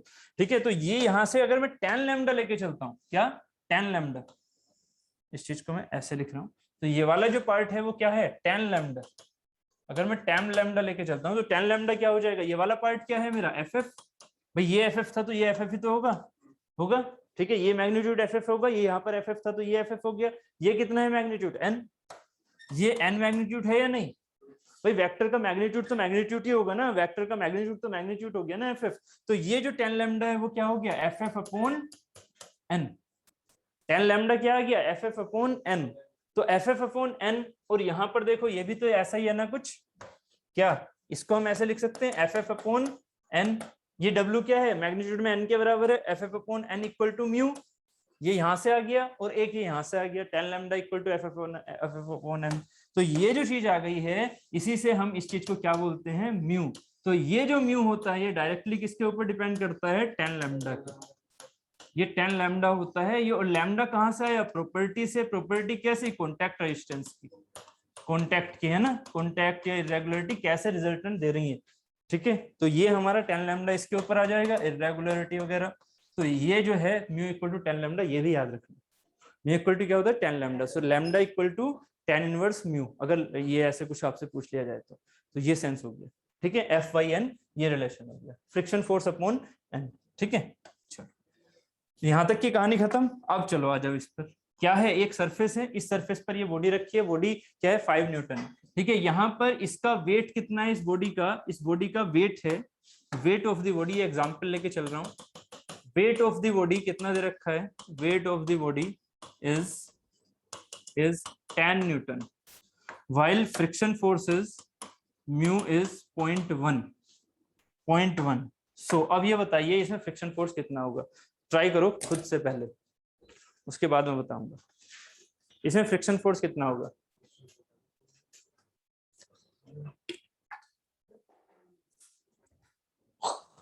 Sorry,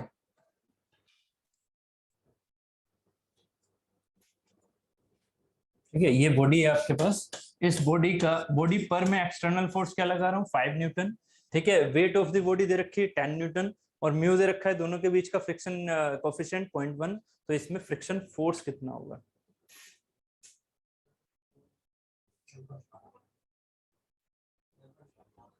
alpha.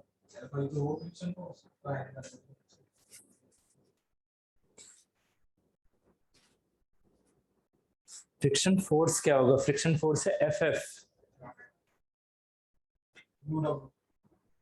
Formula में लिख देता हूँ, एफ क्या था, म्यू डब्ल्यू या म्यू एन, एन से याद रखो, डब्ल्यू से याद ना रखो, वो तो मैंने डब्ल्यू लिख दिया था, है ना। आप अंडरस्टूड रखना कि एन की वैल्यू डब्ल्यू के बराबर होगी, है ना। जनरली म्यू एन वर्ड बोलते हैं उसे, F equal to mu N.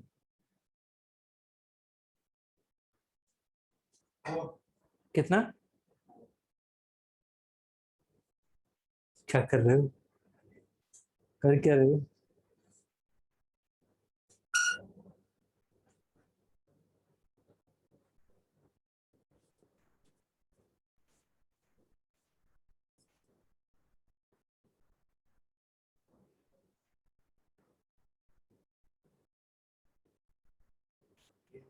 बहुत बड़े क्यों बन। आपको क्या करना है, देखो 5 न्यूटन क्या है, एक्सटर्नल फोर्स, ठीक है, एक्सटर्नल फोर्स, एंड 10 न्यूटन क्या है इसका वेट, 10 न्यूटन। तो यहाँ पर जो मेरे पास एफ आएगा, फ्रिक्शन फोर्स आएगा, फ्रिक्शन फोर्स किधर आएगा, मोशन इधर होगा, मोशन के अपोजिट, फोर्स के अपोजिट नहीं, मोशन के अपोजिट, मोशन इधर होगा तो उसके अपोजिट ऐसे लगेगा, क्या लगेगा, एफ। तो ये एफ क्या है, म्यू इंटू एन।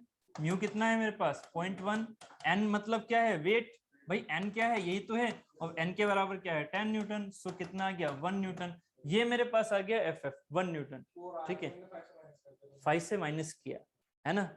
5 क्या है मेरे पास टोटल बॉडी, 4 से क्या होगा, 4 से चलेगी, 4 से चलेगी, है ना। 1 न्यूटन क्या है इस पर अपोजिट, तो क्या होगा, ये किससे चलेगी, फ्रिक्शन फोर्स क्या है, ये है फ्रिक्शन फोर्स आ गया ये। तो बॉडी मूव किससे होगी, the force which moves the body, वो क्या होगा, वो होगा मेरा 5 माइनस 1 मतलब 4 न्यूटन। तो ये मैंने तो ये पूछा नहीं था, है ना, ये तो गड़बड़ हो गया, ये तो मैंने पूछा नहीं था, पूछा तो मैंने फ्रिक्शन फोर्स था, ठीक है। तो 4 न्यूटन क्या है, वो फोर्स है, आगे नहीं जाना, पहले सिंपल वाला आंसर देना है, ठीक है। तो ये क्या होगा, 4 न्यूटन से आगे जा रही होगी, बट 1 न्यूटन इस पर फ्रिक्शन फोर्स लग रहा होगा, ठीक है। उससे आ जाएगा डायनामिक, इससे निकलेगा एम में, एक्सेलरेशन पूछ लेगा, ये डायनामिक वाला, ये सिविल से नहीं पूछेंगे जनरली, तब आएगा ये, जनरली ये सिविल में नहीं पूछा जाएगा, बट मैं कल को 1-2 क्वेश्चन एक्सेलरेशन पे करवाऊंगा आपको, ठीक है। तो 4 न्यूटन इक्वल टू क्या हो जाएगा एम में, अब एम क्या होगा, एम होगा हमारे पास डब्ल्यू बाई जी इंटू ए। तो यहाँ से 4 इक्वल टू डब्ल्यू कितना है 10, डिवाइडेड बाई कर दो 10, जी की वैल्यू 10 रख के, तो ए की वैल्यू क्या आ गई 4 मीटर पर सेकंड स्क्वायर। तो इससे ये आगे की तरफ भाग रहा होगा, इससे इस एक्सेलरेशन से आगे की तरफ भाग रहा होगा, ये भी चीज चाहे तो उतार लो, सिविल भी उतार लो इस चीज को। अगर ये क्वेश्चन में हमसे मोशन में एक्सेलरेशन भी पूछ लिया जाए कि एक्सेलरेशन क्या होगा, तो एक्सेलरेशन कैसे करोगे? F इक्वल टू m में फोर्स कितने से आगे भाग रहा है? 4 न्यूटन, ना कि 5। दिखेगा 5 बट किससे भाग रहा है? 4 से। समझ में आ रहा है ना? क्योंकि 4 से क्यों भाग रहा है? फ्रिक्शन फोर्स अपोज में लगा हुआ है। और वो क्या फ्रिक्शन फोर्स एक ही टाइम लगेगा ना, वो हमेशा लगा हुआ है, हमेशा। ठीक है।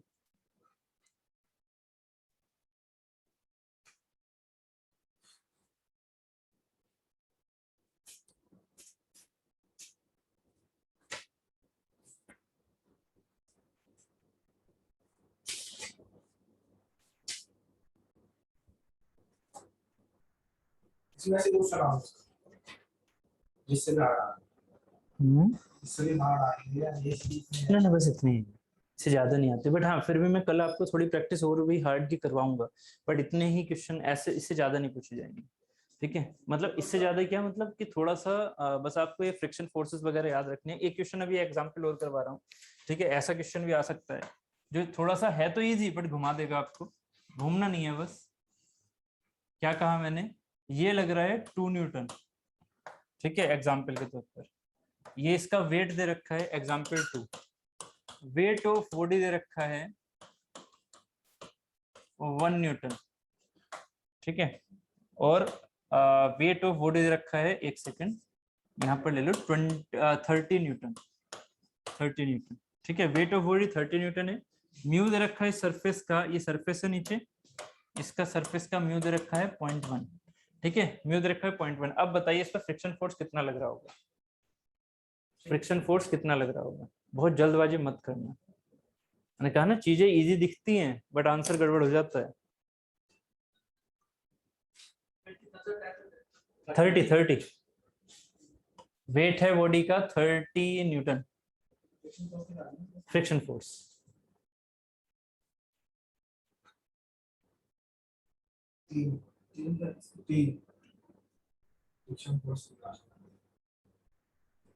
राज अंकुश बताइए क्या आंसर होगा? 3।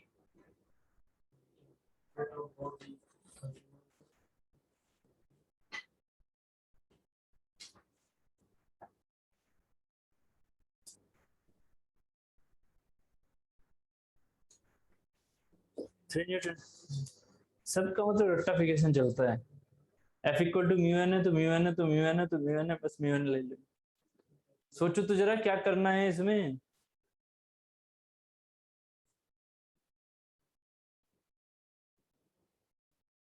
थ्री न्यूटन किधर की ओर आया और आगे की तरफ कितना लग रहा है? तो फ्रिक्शन फोर्स से बॉडी पीछे को भागने लग जाती है। कितना आएगा ये क्वेश्चन? 1 आएगा। 1 से भागेगी। 2 क्यों आएगा? ऑप्शन ही 2 बच गया। 2 क्यों आएगा? क्योंकि ये बॉडी मोशन में जा ही नहीं रही भाई। अब यार बिल्कुल ही सोचते नहीं हो आप जरा सा भी, ऐसे कैसे कर रहे हो आप? जरा इसको फील तो करो। अभी तो थोड़ी देर पहले आपने ये रिमोट का समझ लिया था सेंस। अरे भाई इसका मतलब क्या हुआ? मैं यहाँ खड़ा हूँ, ये यहाँ खड़ी है, फ्रिक्शन फोर्स इस पर 3 न्यूटन लग रहा है, क्या ये भाग रही है? भाई फ्रिक्शन फोर्स आएगा ही नहीं अभी इसमें। आपने कहा था उस टाइम पर कि भाई यहाँ तक कुछ नहीं है तो सर फ्रिक्शन फोर्स तो जीरो ही तो है। जब कुछ नहीं है तो जीरो है। अगर आप इस पर फोर्स जब तक नहीं लगाओगे तब तक क्या फ्रिक्शन फोर्स आएगा? नहीं। तो 2 न्यूटन लगाइए तो पहले ये फ्रिक्शन फोर्स की वैल्यू तो निकाल लो। फ्रिक्शन फोर्स कितना है? म्यू एन की वैल्यू कितनी आ गई? 0.1 इंटू 30 मतलब 3 न्यूटन। 3 न्यूटन क्या है मेरी?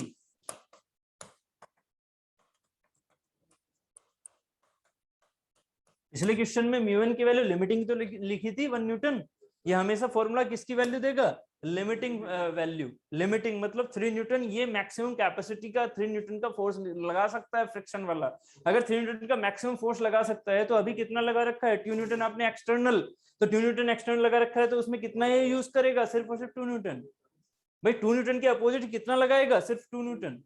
ये कितना लगा सकता है? 3 न्यूटन। यह लगा सकने वाली वैल्यू। ये हमेशा नहीं लगाएगा। वो हमेशा कब लगाएगा? जब उसमें रोलिंग आ चुकी होगी। ठीक है, क्योंकि उसमें फोर्स हमेशा उससे ज्यादा लगा हुआ है। ठीक है, अभी यहाँ पर फोर्स ही उससे ज्यादा नहीं लगाया तो फिर क्या होगा? स्टैटिक। ये क्या है मेरा स्टैटिक, और अगर स्टैटिक है तो जितना फोर्स लगाओगे उतना ही तो फ्रिक्शन आएगा ना, तो 2 न्यूटन ही तो आएगा। ठीक है, इतना इजी क्वेश्चन हो गया ना गड़बड़, तो बस तो सर अगर ठीक है। इसकी वैल्यू उससे कम है तो हमेशा वही आएगी जो उसकी वैल्यू होती है। यही तो मैंने यहाँ लिखवाया भी था। ठीक है, कहाँ गया, कहाँ गया, ये रहा। ठीक है, Ff equal to the applied force in the static. ठीक है, ठीक है, क्लियर हो रहा है कि हमारे पास जो फ्रिक्शन फोर्स है उसको फील करो और सोचो तो आपको क्या मिलेगा।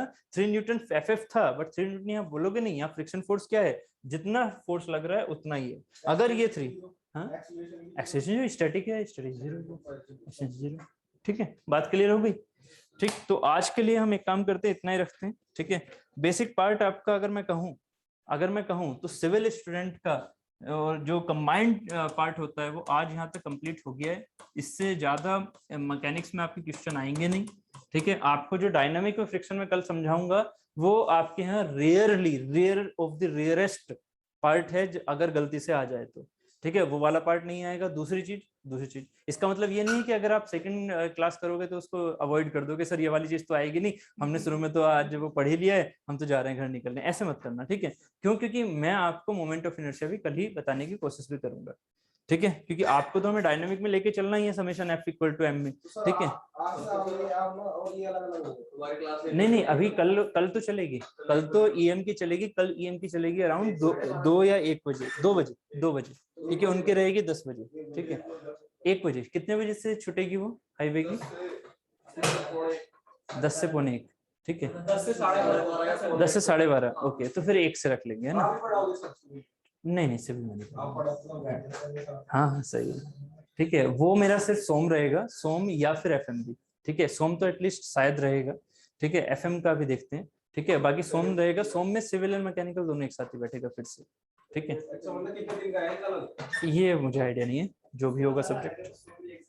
ठीक है।